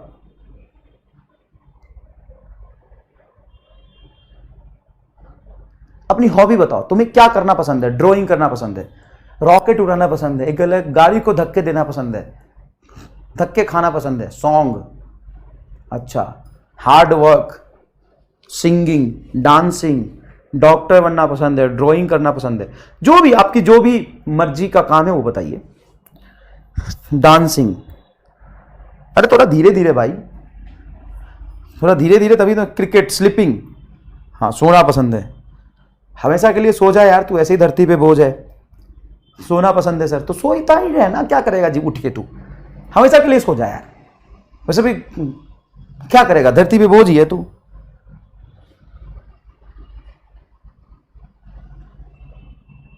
प्लेइंग, गिटार प्लेइंग, अच्छा, sleeping, drawing, dancing, dance, singing, chess, मेरे साथ खेलना, कभी जोरदार चेस खेलता हूं मैं, अपने कॉलेज का कैप्टन था मैं चेस में। कुकिंग, स्पोर्ट्स, टीचिंग, टीचिंग किसको पसंद है? खान मोहम्मद अहमद, वाह यार बढ़िया। गेम, अच्छा एक बच्चा लिख रहा है एमआर स्टार, वाह यार। सिंगिंग, अब कुछ ऑलराउंडर, एमआर स्टार लगाना, आदित्य। फिजिक्स के क्वेश्चन पसंद है इसको। सॉन्ग, सिंगिंग, ड्राइंग, बायो के डायग्राम, सोना, पेंटिंग, बायो पढ़ना, मजदूरी करना, videography, listening story, PUBG, badminton खेलना, बहुत सही। बाइक राइडिंग, बहुत बढ़िया। अब एक बात बताओ, तुम्हें बहुत सारी चीजें, अलग अलग इंडिविजुअल्स को अलग अलग चीजें पसंद है। अब चैटिंग का स्पीड देख रहे हो, वाह यार मजे आ गए। अब अपने काम की बात हो रही है। पहले एकदम ऐसे ऐसे देखते हो, जब मास्टर पढ़ा रहा होता है, क्वेश्चन सॉल्व कर रहा तो ऐसे देखते हो, ऐसे और ऐसे रख के, एक तो पहले से शक्ल खराब, और शक्ल खराब कर लेते हो ऐसे, और सो जाते हो पीछे। और जैसे मास्टर कुछ कहानी सुनाने लगे, लाइफ स्टोरी बताने लगे, मोटिवेशन करने लगे, या तुमसे कुछ पूछ दे कि बहुत बताओ तुम्हें क्या पसंद है, अब मजे आ रहे हैं, राम लाल कहीं के, अब मजे आ रहे हैं, मतलब हद है। चल सुन, हद है, मतलब मास्टर अगर पढ़ा रहा है, प्लेइंग, अब सुनो, किसी को क्रिकेट खेलना पसंद है, किसी को टीवी देखना पसंद है, किसी को प्लेइंग पसंद है, गिटार प्ले करना पसंद है, किसी को गाना गाना पसंद है, किसी को कुछ भी XYZ पसंद है। जब तुम अपने पसंद का काम करते हो जब तुम अपने पसंद का काम करते हो तब तुम बोर नहीं होते। नहीं सर हम बोर नहीं होते। जब तुम क्रिकेट खेलते हो तो क्या तुम कभी यह कहते हो कि सर मैं 4 घंटे से क्रिकेट खेलने की कोशिश कर रहा हूं, थक गया हूं? नहीं, मजा आता है क्रिकेट खेलने में, तो क्रिकेट खेलते रहते हो। जब तुम्हें गाना गाना पसंद है तो तुम ऐसा कहते हो क्या कि मैं कोशिश कर रहा हूं गाना गाने का और 1 घंटे से गाना गा रहा हूं, अब मैं थक गया? नहीं, मजे आते हैं। जब तुम टीवी देखते हो तो कभी यह बोला है कि सर टीवी देखने की मैंने कोशिश करी और 5 घंटे मैंने टीवी देखा? नहीं। जो काम तुम्हें पसंद होता है उसमें आपको कोशिश नहीं करना होता है, आप नेचुरली उसको आराम से करते रहते हैं और उसको करते करते आप कभी भी नहीं थकते। उसको करते करते आप कभी भी नहीं थकते। आपको अंदर से थकान होता भी है मसल्स में, लेकिन उसका फील नहीं होता आपको। डांस करना पसंद है तो डांस करने में तो फिजिकल वर्क होगा, थक जाओगे 1 घंटे डांस करके। लेकिन अगर तुम्हें पसंद है ना तो तुम उसको करते रहते हो, अपने आप होता जाता है तुमसे, तुम उसमें करते करते बोर नहीं होते, थकते नहीं हो। उसी तरीके से मान लो मुझे पढ़ाना पसंद है तो मैं पढ़ाते पढ़ाते कभी फील नहीं होता कि मैं थक गया, कभी टाइम का पता नहीं चलता है। उसी तरीके से अगर तुम नीट क्वालिफाई करना चाहते हो तो तुम्हें पसंद नहीं भी है तो तुम रीजन ढूंढो और फिजिक्स, केमिस्ट्री, बायोलॉजी में इंटरेस्ट डेवलप करने की कोशिश करो। बिना इंटरेस्ट का आपसे नहीं होगा पढ़ाई। आप कोशिश करोगे, और मैंने शायद आपको पहले बताया है, फिर से मैं आपको बताता हूं, कोशिश करने वाला हमेशा हारता है। किसी भी काम को अगर मैं एफर्ट्स लगा के कर रहा हूं, कोशिश करके कर रहा हूं, तो पक्की बात है मैं हारूंगा ही। मैं उसमें 100% अपना नहीं दे सकता। सचिन तेंदुलकर कभी भी कोशिश करके क्रिकेट खेलता तो आज वो सचिन तेंदुलकर नहीं होता। विराट कोहली अगर कहता कि मैं क्रिकेट खेलने की कोशिश कर रहा हूं और मैं नहीं हारूंगा, तो कोशिश करने वाला हमेशा हारता है, वो कभी जीत नहीं सकता। मैं पढ़ाने की कोशिश करूंगा तो मैं कभी भी बढ़िया नहीं पढ़ा पाऊंगा। जब मुझे पढ़ाना पसंद होगा और नेचुरली उस काम को मैं करूंगा, तो हमेशा नेचुरली वो काम बेहतर होता है जो आप करना चाहते हो। अंदर से हर एक बॉडी का पार्ट, आपका दिमाग, आपका दिल, आपका हाथ, सब कुछ उस काम को करना चाहता है, तो बाय डिफॉल्ट वो काम आपसे अपने आप हो जाएगा, आपको करने की जरूरत नहीं पड़ेगी। कुमार सानू कहता है ना, आप जुबिन नौटियाल जो आजकल बहुत ही फेमस हो रहा है, मैं उसका गाना सुनता हूं, अगर वो कहता कि मैं गाने गाने की कोशिश कर रहा हूं, तो देखो ये जैसे पेन है और इस पेन को मैं पकड़ने की कोशिश करूंगा और एफर्ट्स लगाऊंगा, जान लगाऊंगा, तो मैं जान लगा के, एफर्ट्स लगा के, कोशिश करके अगर मैं इस पेन को पकड़ने की कोशिश करूंगा, खूब जबरदस्ती पकड़ूंगा, पकड़, एक बार कलम हाथ में उठा और जोर से इसको पकड़ने की कोशिश कर, खूब कोशिश कर पकड़ के करने की, तो 2 मिनट में तेरा हाथ दुख जाएगा और पेन को तू फेंक देगा। लेकिन नेचुरली आराम से अगर आप इसको पकड़ोगे, आराम से पकड़ोगे, तो आप लंबे समय तक इसको 2 घंटे, 4 घंटे, 50 घंटे तक पकड़े रह सकते हो, आपका हाथ में पेन नहीं होगा। तो ये जो पढ़ाई है ना, कभी भी कोशिश करने वाले से नहीं हो सकता। मैं आपको फैक्ट बता रहा हूं, महेंद्र सिंह धोनी मेरा फेवरेट है, उससे फर्क नहीं पड़ता। महेंद्र सिंह धोनी को क्रिकेट खेलने में मजा आता था, अगर वो कोशिश करता, एफर्ट्स लगाता, तो कभी भी वो महेंद्र सिंह धोनी नहीं बनता। एफर्ट्स लगा के, कोशिश करके कभी भी इंसान सक्सेसफुल नहीं हो सकता है। अच्छा, मान लो कि कोई एक्स बच्चा है, ये है, ये रामलाल है, ये रामलाल है, और ये मान लो है बाबू जलेला। बाबू जलेला को पढ़ना पसंद नहीं है, लेकिन ये पूरी कोशिश कर रहा है पढ़ने की, पूरी जान लगाता है और बहुत जान लगा के पढ़ता है। और ये तुम्हारा रामलाल, इसको पढ़ने में मजा आता है, मजा आता है। तो क्या होगा कि ये कोशिश करके 2 घंटे 3 घंटे पढ़ेगा, फिर थक जाएगा, और इसको पढ़ने में मजा आ रहा है। ये बिना कोशिश किए हुए जब पढ़ेगा तो 2-3 घंटे निकल जाएंगे, पता ही नहीं चलेगा। अब अपने लाइफ में पढ़ने में ज्यादा सक्सेसफुल कौन हो पाएगा? ये। अब बाबू जलेला को अगर गाना गाना पसंद है तो उसको गाना ही गाना चाहिए, पढ़ने की कोशिश क्यों कर रहा है? ये वो गाना गाएगा तो ज्यादा सक्सेसफुल हो पाएगा लाइफ में। तो अगर आपको डॉक्टर बनना है और सिंगिंग आपका शौक है, तो एक बहुत बढ़िया रास्ता मैं बता रहा हूं। अभी रीजन ढूंढो, रीजन। कौन सा रीजन ढूंढे सर? स्ट्रगल करने का रीजन मत ढूंढो, कोशिश करने का रीजन मत ढूंढो, तुम वो रीजन ढूंढो जिसके वजह से तुम्हें डॉक्टर बनना है।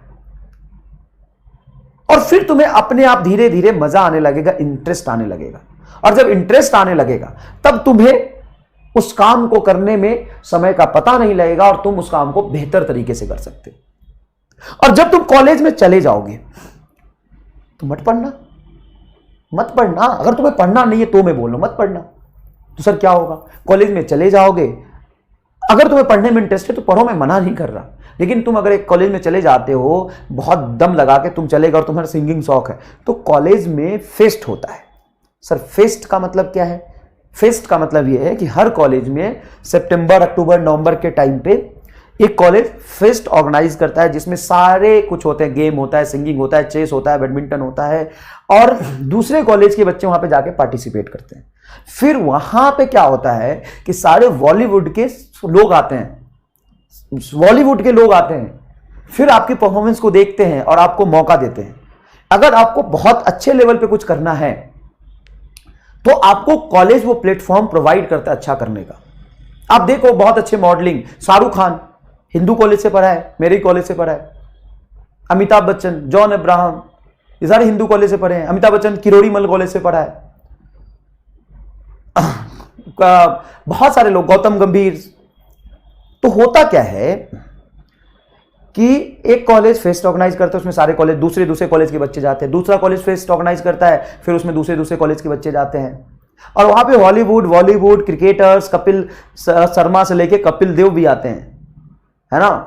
अलग अलग कॉलेज में अलग अलग लेवल के बड़े बड़े लोग आते हैं और आपको देखते हैं और आपको पसंद आता है तो आपको सेलेक्ट करते हैं। हनी सिंह हिंदू कॉलेज का पढ़ा हुआ है, हनी सिंह टाइप करना, हनी सिंह, यो हनी सिंह, हिंदू कॉलेज का पढ़ा हुआ है। तो कॉलेज वो रास्ता है अपने ड्रीम को पूरा करने का। आज तक आपको यह पता था कि कॉलेज वो जगह है जहां पे हम डॉक्टर ही बन सकते हैं जाके, ऐसा नहीं है। कॉलेज वो जगह है जहां पे आप सिंगर बन सकते हो। कॉलेज वो जगह है जहां पे आप क्रिकेटर बन सकते हो। कॉलेज वो जगह है जहां पे आप बढ़िया चेस खेल सकते हो, बढ़िया डांस कर सकते हो और फिर आप अच्छे मूवी में जा सकते हो। तुम्हें लगता था कॉलेज वो जगह है जहां पे हम डॉक्टर या इंजीनियर ही बनते हैं। नहीं नहीं नहीं, गलत लग रहा है। अगर आपको बहुत अच्छा गाना गाना है, बहुत अच्छा सिंगर बनना है, आपको बॉलीवुड के लिए हॉलीवुड के लिए गाना गाना है, तो आपको कॉलेज जाना पड़ेगा। अगर आपको डांस करना है, डांस इंडिया डांस में जाना है, तो आपको कॉलेज जाना पड़ेगा। और जब आप किसी कॉलेज से हो तो एक टैग होता है, तो आप किसी ओपन कंपटीशन में भी जाते हो ना, ओपन कंपटीशन में भी जाते हो ना, तो टैग की वजह से आपको प्रेफरेंस मिलता है। टैग की वजह से आपको प्रेफरेंस मिलता है। आप सर्च करके देखना, बहुत सारे मॉडल, हरियाणा के किसी कॉलेज की ये जो मिस वर्ल्ड बनी थी, वो मेडिकल कॉलेज से पढ़ी थी, नाम मुझे याद नहीं है, आप देखिएगा उसका।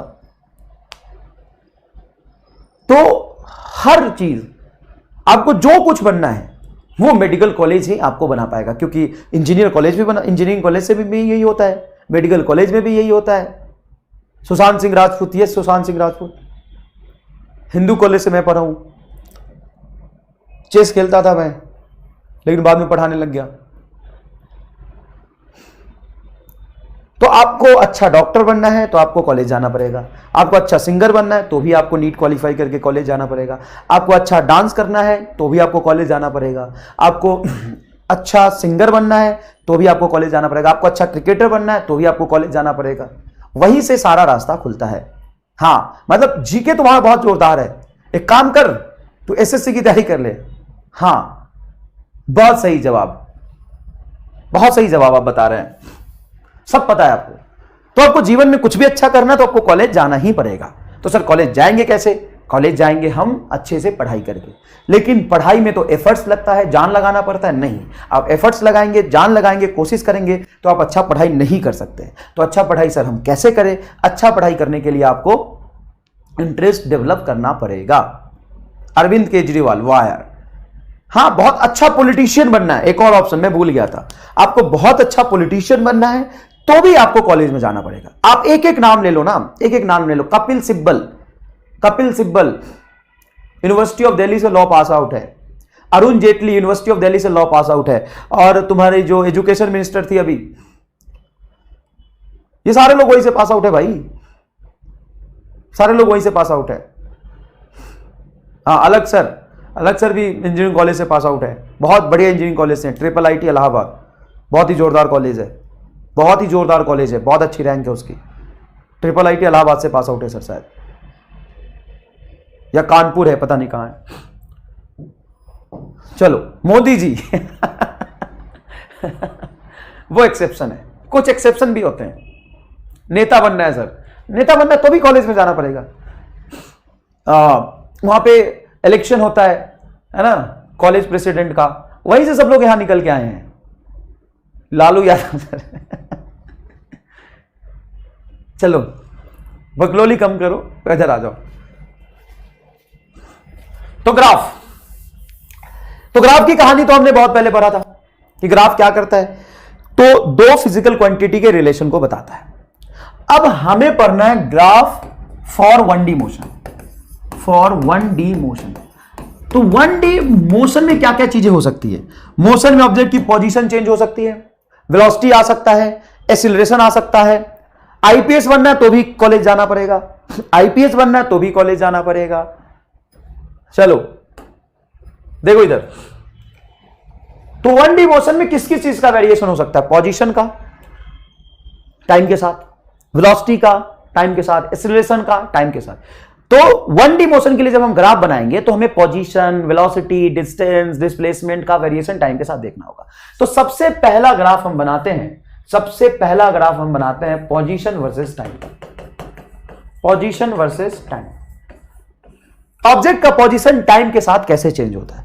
तो ऑब्जेक्ट के पोजीशन वर्सेस टाइम का ग्राफ सबसे पहले हम रेस्ट के लिए बनाते हैं। रेस्ट का मतलब क्या हो गया? पोजीशन उसका वेरिएबल होगा कि पोजीशन फिक्स्ड होगा? पोजीशन फिक्स्ड होगा।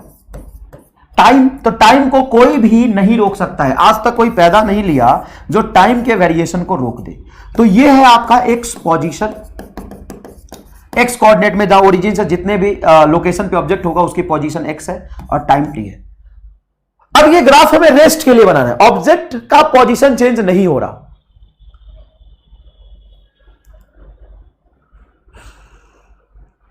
ऑब्जेक्ट का पोजीशन चेंज नहीं हो रहा, ऑब्जेक्ट क्या है, पोजीशन उसकी फिक्स्ड है। तो इसका ग्राफ कैसा बनेगा, ग्राफ कैसा बनेगा?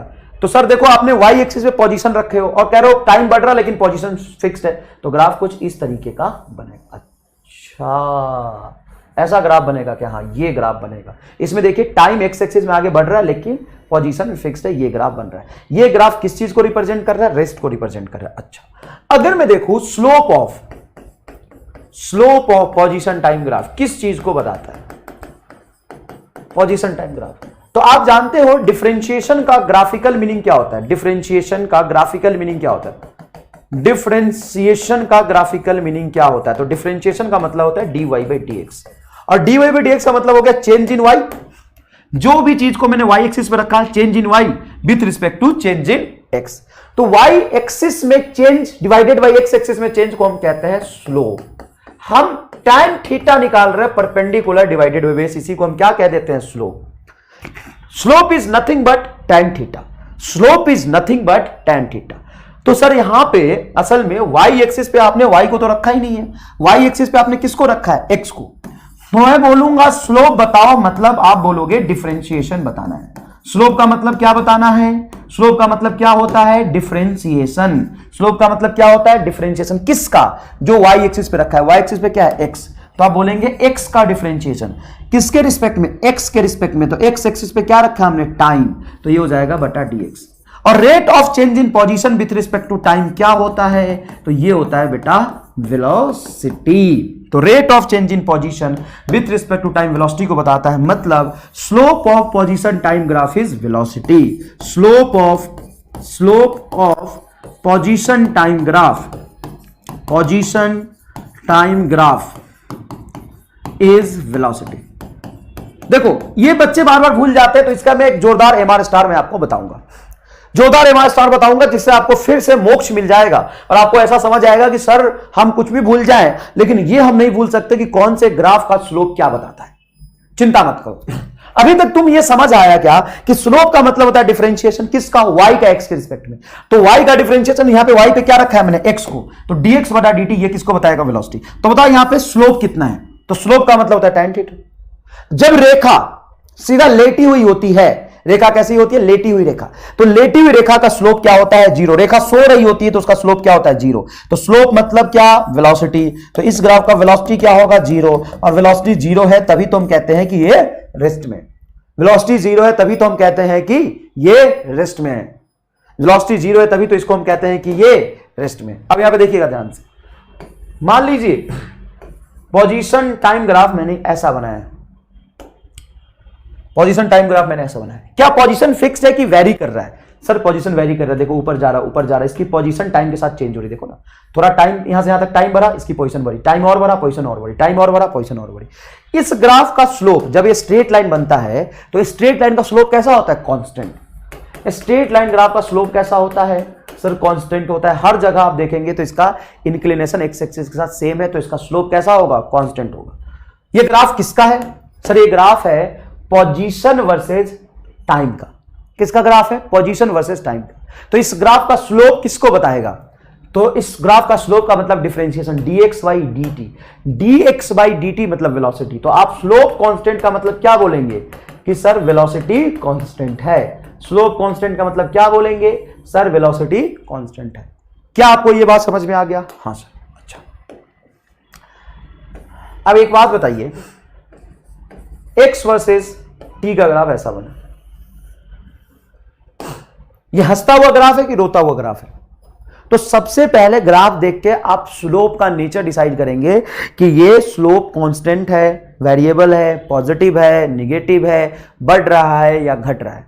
तो ये देख के बताओ इस पे स्लोप बढ़ रहा है या घट रहा है? स्लोप क्या हो रहा है? हाँ, वेलोसिटी कांस्टेंट को ही हम यूनिफॉर्म वेलोसिटी कहते हैं। यूनिफॉर्म वेलोसिटी कहते हैं। तो ये एक्सटी ग्राफ यूनिफॉर्म वेलोसिटी को रिप्रेजेंट कर रहा है। तो ये ग्राफ में स्लोप कैसा है, स्लोप बढ़ रहा है कि घट रहा है? स्लोप, सिर्फ मैं स्लोप के बारे में पूछूंगा तो आप क्या कहेंगे? स्लोप इज इंक्रीजिंग और डिक्रीजिंग? स्लोप, तो देखिए हंसता हुआ ग्राफ है, इसमें स्लोप क्या होगा, लगातार बढ़ रहा है, इंक्रीजिंग। अच्छा, तो पहले ग्राफ देख के पता कर लो कि इसका स्लोप क्या हो रहा है। अब इस ग्राफ का स्लोप किस चीज को बताएगा? तो सर वाई एक्सिस पे आपने एक्स रखा है और एक्स एक्सिस पे टी रखा है, तो स्लोप का मतलब होता है differentiation of this with respect to this, differentiation of this with respect to x, मतलब dx बाई dt, और dx बाई dt को ही हम क्या कहते हैं, वेलोसिटी। तो इस ग्राफ का जो स्लोप होगा असल में कैसे पता चलेगा, वेलोसिटी से पता चलेगा। और स्लोप बढ़ रहा है तो आप इनडायरेक्टली कह सकते हैं कि ये जो एक्सटी ग्राफ है, ये जो एक्सटी ग्राफ है, ये एक्सटी ग्राफ एक ऐसे ऑब्जेक्ट के मोशन को रिप्रेजेंट कर रहा है जिसका वेलोसिटी लगातार क्या हो रहा है, बढ़ रहा है, जिसका वेलोसिटी क्या हो रहा है, लगातार बढ़ रहा है। क्या आपको ये बात समझ आ गया? अच्छा यहां देखिए बेटा, मान लीजिए एक्सटी ग्राफ मैंने ऐसा बनाया, ऐसा बनाया, तो बताइए यहां पे ए पॉइंट पे और बी पॉइंट पे वेलोसिटी की वैल्यू बताइए। सर ये वेलोसिटी हम डायरेक्ट कैसे बता सकते हैं? ये ग्राफ बना दिया और डायरेक्ट आप वेलोसिटी की वैल्यू पूछ रहे हैं, गजब कर रहे हो सर।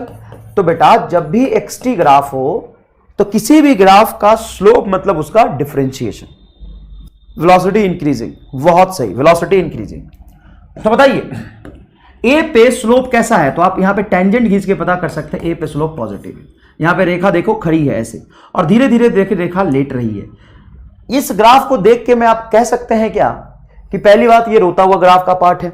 अच्छा इसको दूसरे तरीके से आप ऐसे भी देख सकते हैं, इसको दूसरे तरीके से ऐसे भी देख सकते हैं कि इस ग्राफ में जो रेखा है वो है तो पहले जगी हुई और धीरे धीरे रेखा लेटती गई लेटती गई लेटती गई और फाइनली रेखा सो गई। तो जब लेटी हुई रेखा एकदम होती है, रेखा सो रही है, एकदम आराम से रेखा सो रही है, तो उस ग्राफ का स्लोप क्या होता है, जीरो। आप देखोगे यहां पे बड़े ध्यान से देखोगे तो क्या मैं कह सकता हूं कि पहले रेखा सो रही थी? क्या इस सेक्शन में, इस पूरे ग्राफ में रेखा कहां सो रही है, बताओ तो? इस पूरे ग्राफ में रेखा कहां सो रही है? इस पूरे ग्राफ में रेखा कहां पे सो रही है? इस ग्राफ में कहां रेखा सो रही है? देखो रेखा सो रही है और धीरे धीरे रेखा उठ रही है। अब रेखा पहले सो रही थी और धीरे धीरे रेखा उठी और उठती जा रही है, खड़ी हो गई, रेखा खड़ी हो गई, खड़ी हो गई और रेखा खड़ी हो गई, एकदम सीधी हो गई। तो आप कहेंगे जब रेखा सोती है तो उसका स्लोप हो जाता है जीरो। रेखा सो रही है। अब कोई इंसान ऐसे है तो इसको थोड़ी ना कहोगे कि रेखा सो रही है। मान लो मैं रेखा हूं, मान लो मैं रेखा हूं और मैं ऐसे हूं, तो बताओ रेखा सो रही है कि जगी हुई है? रेखा जगी हुई, एकदम खड़ी है, टनाटन रेखा खड़ी है। और रेखा मान लो ऐसे लेटी है, एकदम ऐसे लेटी है, रेखा ऐसे लेटी है, तो क्या बनोगे? ये लेटी हुई रेखा को रिप्रेजेंट कर रहा, ये जो लाइन है, ये जो ग्राफ है, यहां पे रेखा लेटी हुई है तो स्लोप हो जाएगा जीरो। और धीरे धीरे रेखा खड़ी हो रही, खड़ी हो रही, खड़ी हो रही, खड़ी हो रही, खड़ी हो रही और रेखा एकदम खड़ी हो गई, एकदम सीधे झंडे की तरह। जब रेखा सीधे झंडे की तरह खड़ी होगी, सुन मेरी बात, जब रेखा एकदम सीधे झंडे की तरफ खड़ी होगी, रेखा सीधे झंडे की तरफ खड़ी होगी, तो उसका स्लोप होगा इनफाइनाइट या कह सकते हो मैक्सिमम। और रेखा जब लेटी हुई होती है, एकदम रेखा जब लेटी हुई होती है तो उसका स्लोप होता है जीरो। और रेखा जब लेटी हुई है, जैसे यहां देखो रेखा पहले लेटी हुई है और धीरे धीरे धीरे धीरे धीरे धीरे धीरे धीरे धीरे रेखा उठी है, तो स्लोप पहले था जीरो और धीरे धीरे धीरे इसका स्लोप बढ़ा है। अब यह है position time graph. Position time graph का मतलब, पोजीशन टाइम ग्राफ के स्लोप का मतलब क्या होता है, वेलोसिटी। यहां पे रेखा कैसी है, तो रेखा बहुत देर से जगी हुई थी, रेखा एकदम टनाटन खड़ी है सीधे झंडे की तरह, थोड़ा सा झंडा टेढ़ा हो गया है और धीरे धीरे धीरे धीरे झंडा क्या हो रहा है, देखो रेखा क्या हो रही है, लेट रही है, लेट रही है, रेखा लेट रही है, लेट रही है, लेट रही है। और बी पे देखो ध्यान से, रेखा सो गई, देखो बी पे देखो रेखा क्या हो गई, सो गई, रेखा सो गई, रेखा सो गई, अरे रेखा सो गई, रेखा सो गई, रेखा सो गई, तो रेखा के सोते ही उसका स्लोप हो जाएगा जीरो। तो आप कह सकते हो कि पोजीशन टाइम ग्राफ का स्लोप मतलब वेलोसिटी, तो स्लोप जीरो, रेखा सो गई तो वेलोसिटी जीरो हो जाएगा क्योंकि रेखा सो गई। ए पे रेखा नहीं सोई थी, रेखा खड़ी है, टनाटन रेखा देखो खड़ी है, तो यहां पे स्लोप क्या होगा, पॉजिटिव, मतलब वेलोसिटी क्या होगा, पॉजिटिव। रेखा मतलब, ग्राफ मतलब रेखा, वायर मतलब टैलेंटेड बच्चे तो तुम हो, टैलेंटेड बच्चे तो तुम हो। ग्राफ मतलब रेखा, ग्राफ लेटी हुई है मतलब रेखा लेटी हुई है तो उसका स्लोप हो जाएगा 0। रेखा खड़ी है तो ग्राफ हो जाएगा मैक्सिमम। बहुत ही सही, रेखा चमक गई, रेखा चमक गई एकदम। अभी रुक जाओ, चलो। The position time graph for a body moving along a straight line between 0 and O, मतलब 0 से 1 तक स्ट्रेट लाइन में कोई ऑब्जेक्ट चल रहा। क्या स्ट्रेट लाइन का ग्राफ ऐसा हो सकता है? हाँ, स्ट्रेट लाइन का ग्राफ ऐसा क्यों नहीं हो सकता? ये बेटा वाई एक्सिस पोजीशन को बता रहा और एक्स एक्सिस टाइम को बता रहा, बिल्कुल ऐसा ग्राफ हो सकता है, कोई बुराई नहीं है। तो आपसे पूछा है during its motion between 0 to A, देखो यहां पे 0 है, यहां पे A है, how many times body comes to at rest, body कितनी बार रेस्ट में आया है, बॉडी कितनी बार रेस्ट में आया है? तो जितनी बार रेखा सोएगी, जितनी बार रेखा सोएगी, रेखा सोएगी, सोएगी, रेखा सोएगी मतलब लेट जाएगी, जितनी बार रेखा सोएगी।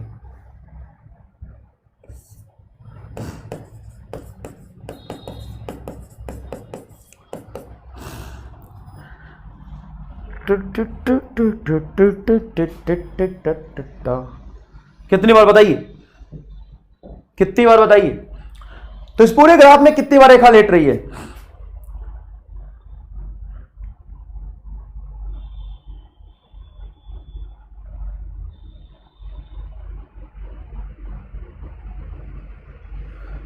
पूरे ग्राफ में रेखा कितनी बार लेट रही है? कितनी बार रेखा लेट रही है? तो देखो एक बार यहां पे लेटी ये रेखा लेटी हुई नहीं है, नहीं है, नहीं नहीं, यहां पे रेखा लेटी हुई है, ये रहा, यहां पे रेखा लेटी हुई है और यहां पे रेखा लेटी हुई है। 2 बार, एक बार यहां और एक बार यहां, 2 बार रेखा लेट रही है, एक बार यहां, मैं ए बोल देता हूं, एक बार यहां, 2 बार यहां। तो कितनी बार वेलोसिटी 0 होगा? 2 बार। एकदम आसान सवाल है क्या? नीट का पूछा हुआ सवाल है नीट में ये सवाल पूछा था, नीट में बेटा ये सवाल पूछा था। कहां पूछा था? नीट में ये सवाल पूछा था, नीट में ये सवाल पूछा था। अब दूसरा बताइए, एकदम सही जवाब है आपका। The displacement time graph for 2 particle A and B follows. देखो बेटा डिस्प्लेसमेंट टाइम ग्राफ है, यहां पे टाइम लिखना, हाँ ये एक्स एक्सिस पे टाइम लिखा है, एकदम सही है, बोला ना एक्स एक्सिस पे टाइम है एंड वाई एक्सिस पे डिस्प्लेसमेंट है, ठीक है। तो 2 ऑब्जेक्ट का डिस्प्लेसमेंट टाइम ग्राफ ये बना दिया बेटा। ये डॉटेड लाइन बताया है यहां पे, देखो ये डॉटेड लाइन एक्स एक्सिस से 45 डिग्री का एंगल बना रहा है और इस डॉटेड लाइन से 15 डिग्री पीछे है, मतलब पक्की बात है ये एंगल हो जाएगा तुम्हारा 30 डिग्री, ठीक है। और बी के लिए ये एंगल हो जाएगा यहां से यहां तक, देखो ढंग से 45 और ये 15 मतलब 60 डिग्री। आपसे पूछा है वेलोसिटी ऑफ ए बटा वेलोसिटी ऑफ बी बताइए, तो वेलोसिटी मैं कैसे बता सकता हूं?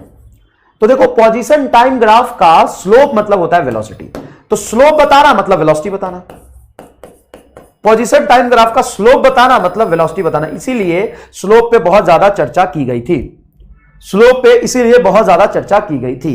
चलिए स्लोप बताना मतलब वेलोसिटी बताना। तो चलिए ए पॉइंट का, ए ग्राफ का स्लोप बताइए डिवाइडेड बाय बी ग्राफ का स्लोप बताइए। तो ए ग्राफ का स्लोप बताएंगे तो ये स्ट्रेट लाइन बन रहा है। स्लोप कैसे निकालते हैं सर? tan थीटा से स्लोप निकालते हैं, तो आप इसका एंगल लिख सकते हैं tan 30 डिवाइडेड बाय ये हो जाएगा आपका tan 60। tan 30 की वैल्यू होती है 1/√3 और tan 60 होती है √3, तो ये हो जाएगा 1/3, 1/3। D option is correct. अरे बहुत ही जोरदार, आज तो फॉर्म में लग रहे हैं सारे के सारे रामलाल, आज सारे के सारे रामलाल फॉर्म में लग रहे हैं। लिख दो एक बार रामलाल ओपी, ताकि अपने आप को भी तो प्रेज करो कभी कभी। एकदम रामलाल ओपी, मजेदार, एकदम ही मजेदार रामलाल ओपी। आगे देखो रामलाल ओपी, रामलाल ओपी, आगे देखो। The position x of a particle moving along x axis varies with time t as shown in figure. The average acceleration of the particle in time interval 0 to 8. Average acceleration, भाई साहब गर्दा सवाल। Average acceleration of the particle in time interval 0 से t is equal to 0 से t is equal to 8 तक। गर्दा सवाल, एकदम ही जोरदार सवाल। इसको कैसे करोगे? रामलाल ओपी रामलाल खुद का भी तारीफ करना चाहिए कभी कभी, कोई दिक्कत नहीं, खुद का भी तारीफ करना चाहिए। बहुत बढ़िया बेटा, बहुत बढ़िया। चलो एवरेज एक्सेलरेशन। अब ग्राफ किसी का एक्स वर्सेस टी का ग्राफ बना के तुमसे एवरेज एक्सेलरेशन पूछ सकता है, कोई बुराई नहीं, उसकी मर्जी है। सर मर्जी है तो कुछ भी पूछ लेगा, कहां पोजीशन टाइम ग्राफ, और सीधा बात कर दिया एवरेज एक्सीलरेशन का। ये तो हद ही हो गया सर। नहीं बेटा, हद नहीं हो गया। अगर आपको कंसेप्ट पता है तो बहुत आसानी से आप इसका आंसर निकाल सकते हैं। और जब भी आपसे सवाल पूछेगा ना, तब बेसिक कंसेप्ट पे जाना। अब कहां जाना? बेसिक कंसेप्ट पे जाना। एवरेज एक्सीलरेशन होता है, बताओ फॉर्मूला एवरेज एक्सीलरेशन का फॉर्मूला मैं क्या लिखूं? दिया हुआ है क्या है, उसको मारो गोली। सबसे पहले यह बताओ कि तुमसे क्या पूछा है, एवरेज एक्सीलरेशन। तो जो पूछा है उसका फॉर्मूला लिखोगे कि नहीं लिखोगे? सर लिखेंगे। तो लिखो, बताओ एवरेज एक्सीलरेशन का फॉर्मूला बताओ क्या होता है, फटाफट। आंसर नहीं चाहिए मुझे, एवरेज एक्सीलरेशन का फॉर्मूला बताओ। एवरेज एक्सीलरेशन का फॉर्मूला बताओ फटाफट।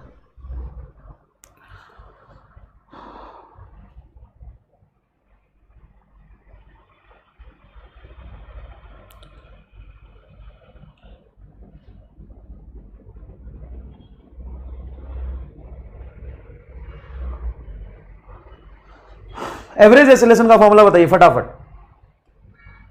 एवरेज एक्सीलरेशन का, एवरेज एक्सीलरेशन के लिए बेटा डिफरेंशिएशन नहीं करते। एवरेज एक्सीलरेशन के लिए डिफरेंशिएशन नहीं करते, मत कराओ बेइज्जती। एवरेज एक्सीलरेशन के लिए डिफरेंशिएशन नहीं करते, बहुत ही बुरा बात है बेटा। एवरेज एक्सीलरेशन एक टाइम इंटरवल में होता है, एक टाइम इंटरवल में होगा, टाइम इंटरवल। एवरेज का मतलब है कि एक टाइम गैप में डिफाइन होता है। किसी इंस्टेंट के लिए हम हमेशा डिफरेंशिएशन करते हैं। इंस्टेंटेनियस एक्सीलरेशन निकालना होगा तब आप डिफरेंशिएशन करेंगे। बेटा बहुत ही गलत बात, दुखी कर दिया आपने मुझे। ये बात बोल के मेरे सारे मेहनत पे पानी फेर दिया आपने, सारे मेहनत पे पानी फेर दिया। अभी भी कुछ बच्चे अंधे की तरह लिख रहे हैं डीवी बाई डी। नहीं बेटा,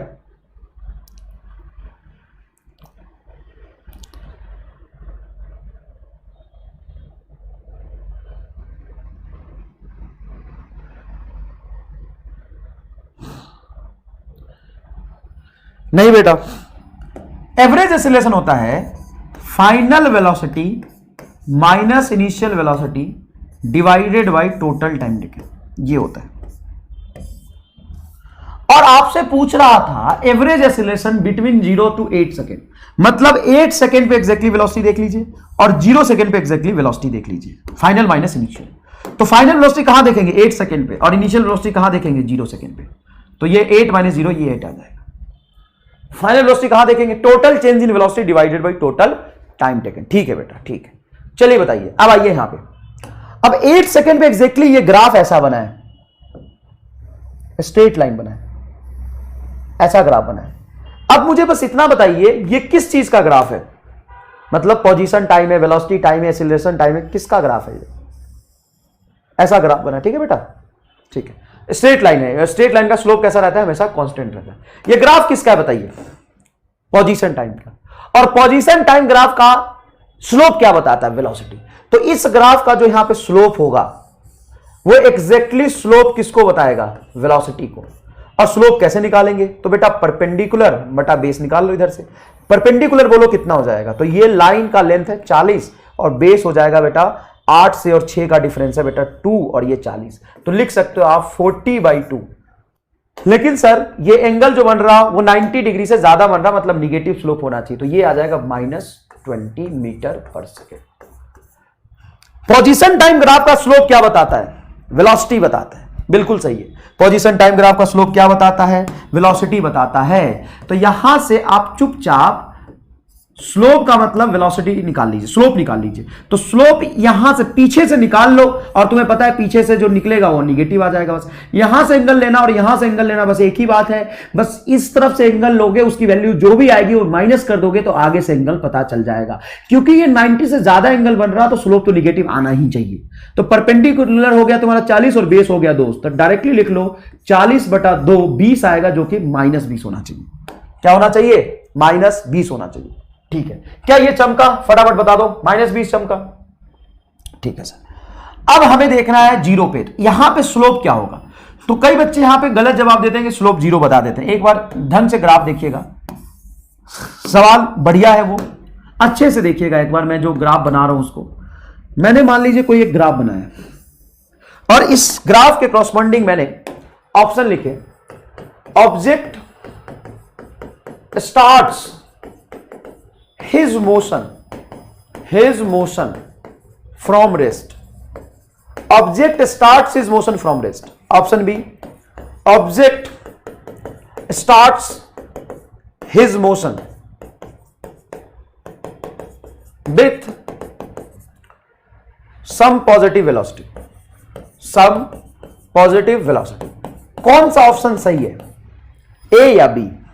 ये सॉरी ये एक्स वर्सेस टी का ग्राफ है, टाइम है बेटा, एक्स वर्सेस टी का ग्राफ है, टाइम जीरो, यहां पे स्टार्ट मतलब t is equal to zero पे जर्नी स्टार्ट कर रहा है, तो exactly t is equal to zero पे यहां पे मैं कोई पॉइंट बना लेता हूं ए। मुझे एक्जैक्टली बताना है कि ए पर जब टाइम जीरो था उसी इंस्टेंट पे कौन सा ऑप्शन सही होगा, ऊपर वाला या नीचे वाला? बताइए, ए या बी? आराम से सोच के बताइएगा, कोई जल्दी नहीं है, आराम से सोच के बताइएगा।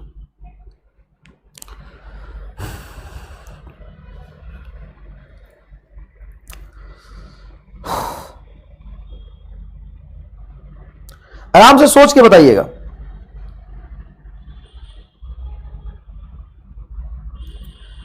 आराम से सोच के बताइएगा।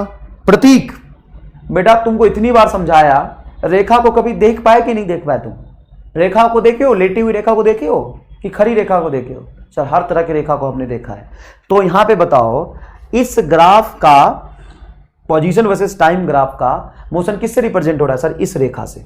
अच्छा, इस रेखा का एग्जैक्टली ए पॉइंट पे स्लोप देखोगे तो देखो रेखा लेटी है कि खड़ी है? बताओ, रेखा लेटी है कि खड़ी है? ये मैंने रेखा बनाया, ग्राफ मतलब रेखा। ये रेखा तुम्हें खड़ी हुई दिख रही है कि लेटी हुई दिख रही है? बता दो, कैसी रेखा है ये? रेखा खड़ी है कि लेटी है? एकदम एक्स एक्सिस पे रेखा लेट गई है कि खड़ी है? रेखा लेटी हुई है कि खड़ी है? बता। सर एग्जैक्टली एक्स एक्सिस पे रेखा लेटी हुई नहीं है, रेखा ऐसे लेटती है। देख इधर, लेटी हुई रेखा, यहां है लेटी हुई रेखा। यहां पे तुमसे कोई पूछे तो लिख सकते हो वेलोसिटी जीरो है, बट ए पॉइंट पे velocity at A point is not equal to zero. यहां पे रेखा कहां लेटी हुई है?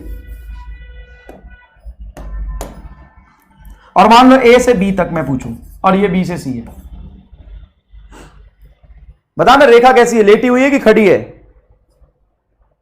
खड़ी है साहब, खड़ी है। रेखा लेटी हुई कहां है? खड़ी है रेखा। लेटी हुई तो यहां है ना, देखो ये रेखा को कहते हैं हम लेटी हुई, यहां पर रेखा लेटी हुई थोड़ी ना है। तो आप बोलेंगे कि ए पे वेलोसिटी जीरो नहीं था, object starts his motion with some positive velocity. Object starts his motion with some positive velocity. हां, खड़ी है रेखा, object starts his motion with some positive velocity. एकदम ही जोरदार, एकदम ही जोरदार बेटा, मजा आ गया, एकदम ही जोरदार, मजा आ गया, एकदम मजा आ गया, एकदम मजा आ गया, एकदम मजा आ गया। अब बताओ, क्या मैं ये एक स्टेटमेंट लिख सकता हूं? ऑप्शन सी यहां पे लिख देता हूं, A to B velocity is increasing, velocity is increasing. जब ऑब्जेक्ट का ग्राफ ए से बी तक गया तो ऑब्जेक्ट की वेलोसिटी लगातार बढ़ रही थी। True false?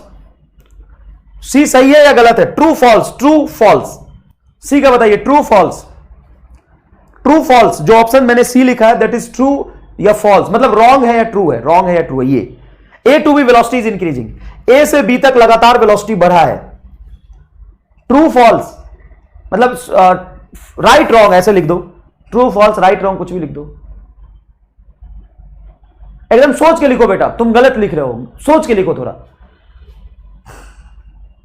सोच के लिखो, थोड़ा सोच के लिखो, जल्दीबाजी नहीं प्लीज, जल्दीबाजी नहीं। ए से बी तक वेलोसिटी बढ़ा है कि कांस्टेंट है?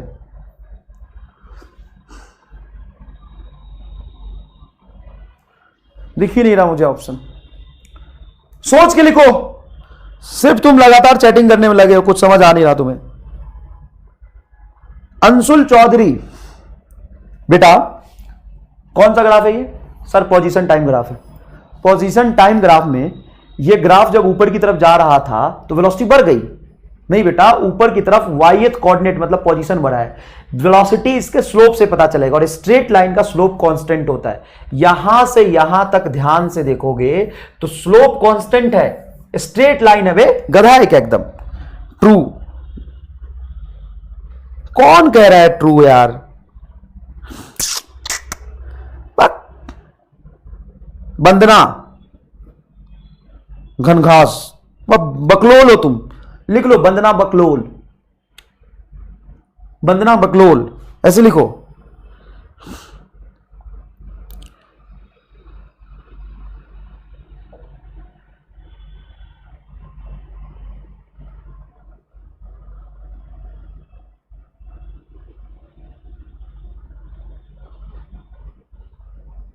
अब आए लाइन पे, पहले ट्रू ट्रू लिख रहे थे सबके सब, अब आगे लाइन पे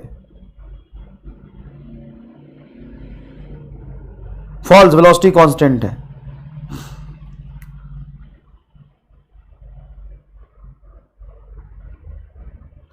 आरुषि बकलोल, जो गलत जवाब लिखे उसके नाम के पीछे बकलोल जोड़ दूंगा मैं।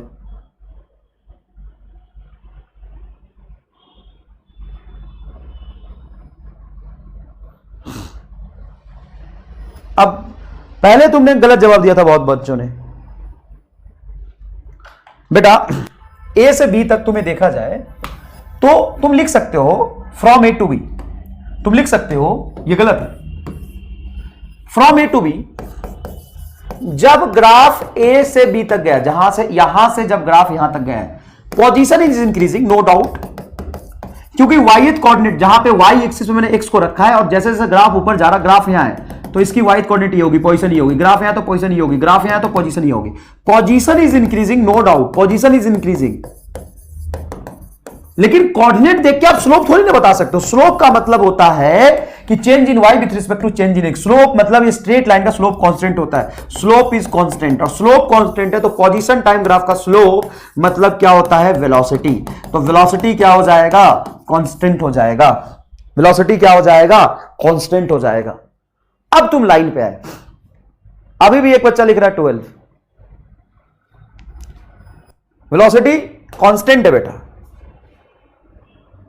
कांस्टेंट वेलोसिटी को रिप्रेजेंट कर रहा। अब पीछे आ जाओ, अब जब तुम ये ग्राफ देखोगे तो यहां से यहां तक वेलोसिटी कांस्टेंट है या इंक्रीजिंग, एकदम कांस्टेंट है। तो सर यहां पे वेलोसिटी कितनी रही होगी, कैसे पता चलेगा? तो यहां पे वेलोसिटी निकालने के लिए आप क्या करेंगे, आप इस ग्राफ का स्लोप देखेंगे। तो इस ग्राफ का स्लोप कैसे देखें सर, ये परपेंडिकुलर हो गया तुम्हारा 40,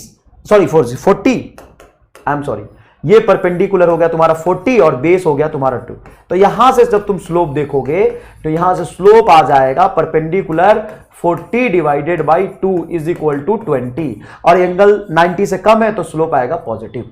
स्लोप क्या आएगा, ढंग से देख लो, स्लोप आएगा पॉजिटिव। तो तुम्हें पता चल गया फाइनल वेलोसिटी है -20 माइनस और इनिशियल वेलोसिटी है 20। तो ये बेटा -20 हो जाएगा -40, -40 बाई 8 हो जाएगा बेटा -5 मीटर पर सेकेंड स्क्वायर। ये है तुम्हारा करेक्ट जवाब, -5 मीटर पर सेकेंड स्क्वायर बी। हाँ बहुत ही बढ़िया बेटा, बहुत बढ़िया जवाब आपने दिया है, बहुत ही बढ़िया जवाब दिया है, बहुत ही बढ़िया जवाब दिया है। चलिए यहां पे बताइए, एआई नीट का पूछा हुआ सवाल है, एआई पीएमटी और नीट बोल दो एक ही बात है। नीट को पहले हम एआई पीएमटी बोलते थे, ऑल इंडिया पता नहीं मेडिकल एग्जामिनेशन। चलो यहां पे बताओ, figure shows the position of a particle moving on x axis as a function of time, then particle has comes to at rest 4 times. बताइए कौन सा ऑप्शन सही होगा? क्या पार्टिकल 4 बार रेस्ट में आया है क्या? देखिए तो जरा, एक बार यहां आया है, एक बार, 2 बार, 3 बार, 4 बार। हाँ यार, रेखा 4 बार लेट रही है, मतलब वेलोसिटी 4 बार 0 है, बी तो सही है। The velocity at t is equal to 8 second is negative, 8 second पे वेलोसिटी निगेटिव है। ध्यान से देखिए तो, चलिए तो पता करते हैं। एग्जैक्टली 8 सेकंड पे जाके इस पोजीशन टाइम ग्राफ का स्लोप देखेंगे तो 8 सेकंड पे आपको स्लोप जो दिखाई देगा बेटा, या तो 0 के पास या पॉजिटिव दिखाई देगा। तो ये ऑप्शन गलत है। Velocity remains positive for 2 to 6 second, 2 से 6 सेकंड के बीच वेलोसिटी पॉजिटिव हमेशा। देखो बेटा ये 2 है और ये 6 है, 2 से 6 के बीच में यहां पे स्लोप निगेटिव हो रही है, तो वेलोसिटी निगेटिव भी हुआ है। तो ऑप्शन नंबर सी आपका गलत है। The particle move with a constant velocity, क्या पार्टिकल कांस्टेंट वेलोसिटी से चल रहा है? देखो बेटा, पोजीशन टाइम ग्राफ का स्लोप वेलोसिटी को बताता है, पोजीशन टाइम ग्राफ का स्लोप वेलोसिटी को बताता है। और किस तरह के ग्राफ का स्लोप कांस्टेंट होता है? Straight line. अगर ये ग्राफ स्ट्रेट लाइन होता तो इसका स्लोप कांस्टेंट होता, तो आप कहते हैं वेलोसिटी कांस्टेंट है। ये ग्राफ स्ट्रेट लाइन है क्या? नहीं सर, ये ग्राफ स्ट्रेट लाइन तो नहीं है, मतलब इस ग्राफ का स्लोप तो वेरी कर रहा। देखो मैक्सिमा मिनिमा, आप कहते थे ना कि सर ये जब ग्राफ हंसता हुआ होता है तो स्लोप घटता है, रोता हुआ होता है तो स्लोप बढ़ता है, रोता हुआ होता है तो क्या होता है? स्लोप बढ़ता है।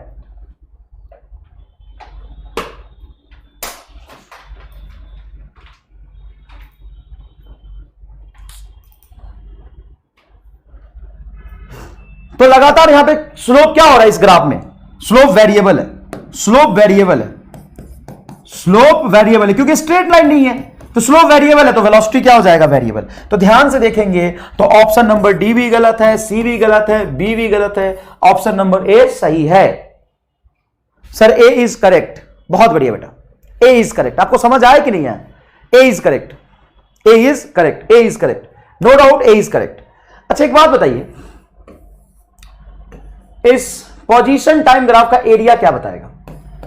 मान लो ये ग्राफ मैंने बनाया है, पोजीशन टाइम ग्राफ का एरिया क्या होता है? Area, area of position time graph, area of position time graph. Position time graph का एरिया किस चीज को बताएगा?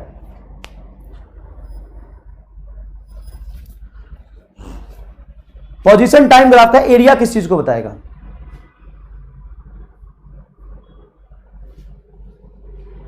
पोजीशन टाइम ग्राफ का एरिया,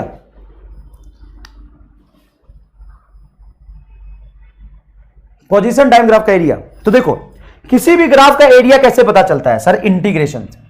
अगर आपको एरिया निकालना है तो आप सर यहां पे करेंगे इंटीग्रेशन। ग्राफ का स्लोप कैसे पता चलता है? डिफरेंशिएशन से। ग्राफ का एरिया कैसे पता चलता है? इंटीग्रेशन से। किसका इंटीग्रेशन?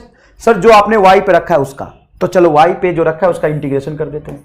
किसके रिस्पेक्ट में? टाइम के रिस्पेक्ट में। और जैसे ही आप पोजीशन का इंटीग्रेशन टाइम के रिस्पेक्ट में करेंगे तो आपको क्या मिलेगा? ये जो लिख रहे हैं ना सर, एक्सीलरेशन मिलेगा, सर डिस्टेंस मिलेगा, इनको पता ही नहीं है कि ये कहां जा रहे हैं। बहुत सारे बच्चे सही, अच्छा कुछ बच्चा लिख रहा है सर वेलोसिटी मिलेगा। एक बात बता, पोजीशन टाइम ग्राफ का स्लोप क्या मिलता है? वेलोसिटी। और एरिया क्या मिलता है? वेलोसिटी। एकदम गधे हो क्या तुम? एकदम गधे हो क्या? एक लिमिट होता है गधेपन का, बकलोली का एक लिमिट होता है, डिस्टेंस। गधा कहीं क्या होगा? पता नहीं सर, गधा है तू, नहीं पता तू।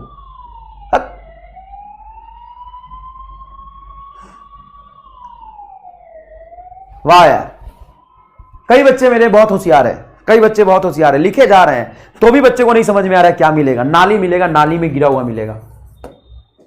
अगर तूने ये कर दिया, अगर तूने ये कर दिया तो नाली में गिरा हुआ मिलेगा, नाली में गिरा हुआ मिलेगा। क्या मिलेगा? नाली में गिरा हुआ मिलेगा। सर कैसे नाली में गिरा हुआ मिलेगा? ये एक बात बता, पोजीशन का इंटीग्रेशन टाइम के रिस्पेक्ट में जब हम करते तो कुछ मिलता है? हाँ सर, नाली में गिर जाते हैं। नहीं करेंगे सर कभी भी, तो फिर नथिंग, नॉट पॉसिबल।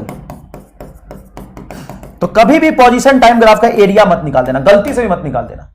अगर पोजीशन टाइम ग्राफ का एरिया निकालोगे तो नाली में गिरे हुए मिलोगे। नाली में गिरे कैसे मिल जाएगा यार? एक्स इंटू डी टी कुछ डिफाइन ही नहीं होता, एक्स इंटू डी टी कुछ डिफाइन ही नहीं होता। अब आया तुम्हारे लिए एमआर स्टार की बारी, जोरदार ही मोक्ष मिलने वाला अब तुम्हें। सर कैसा मोक्ष? तो देखो एकदम ही मोक्ष मिलेगा, सुनना ध्यान से।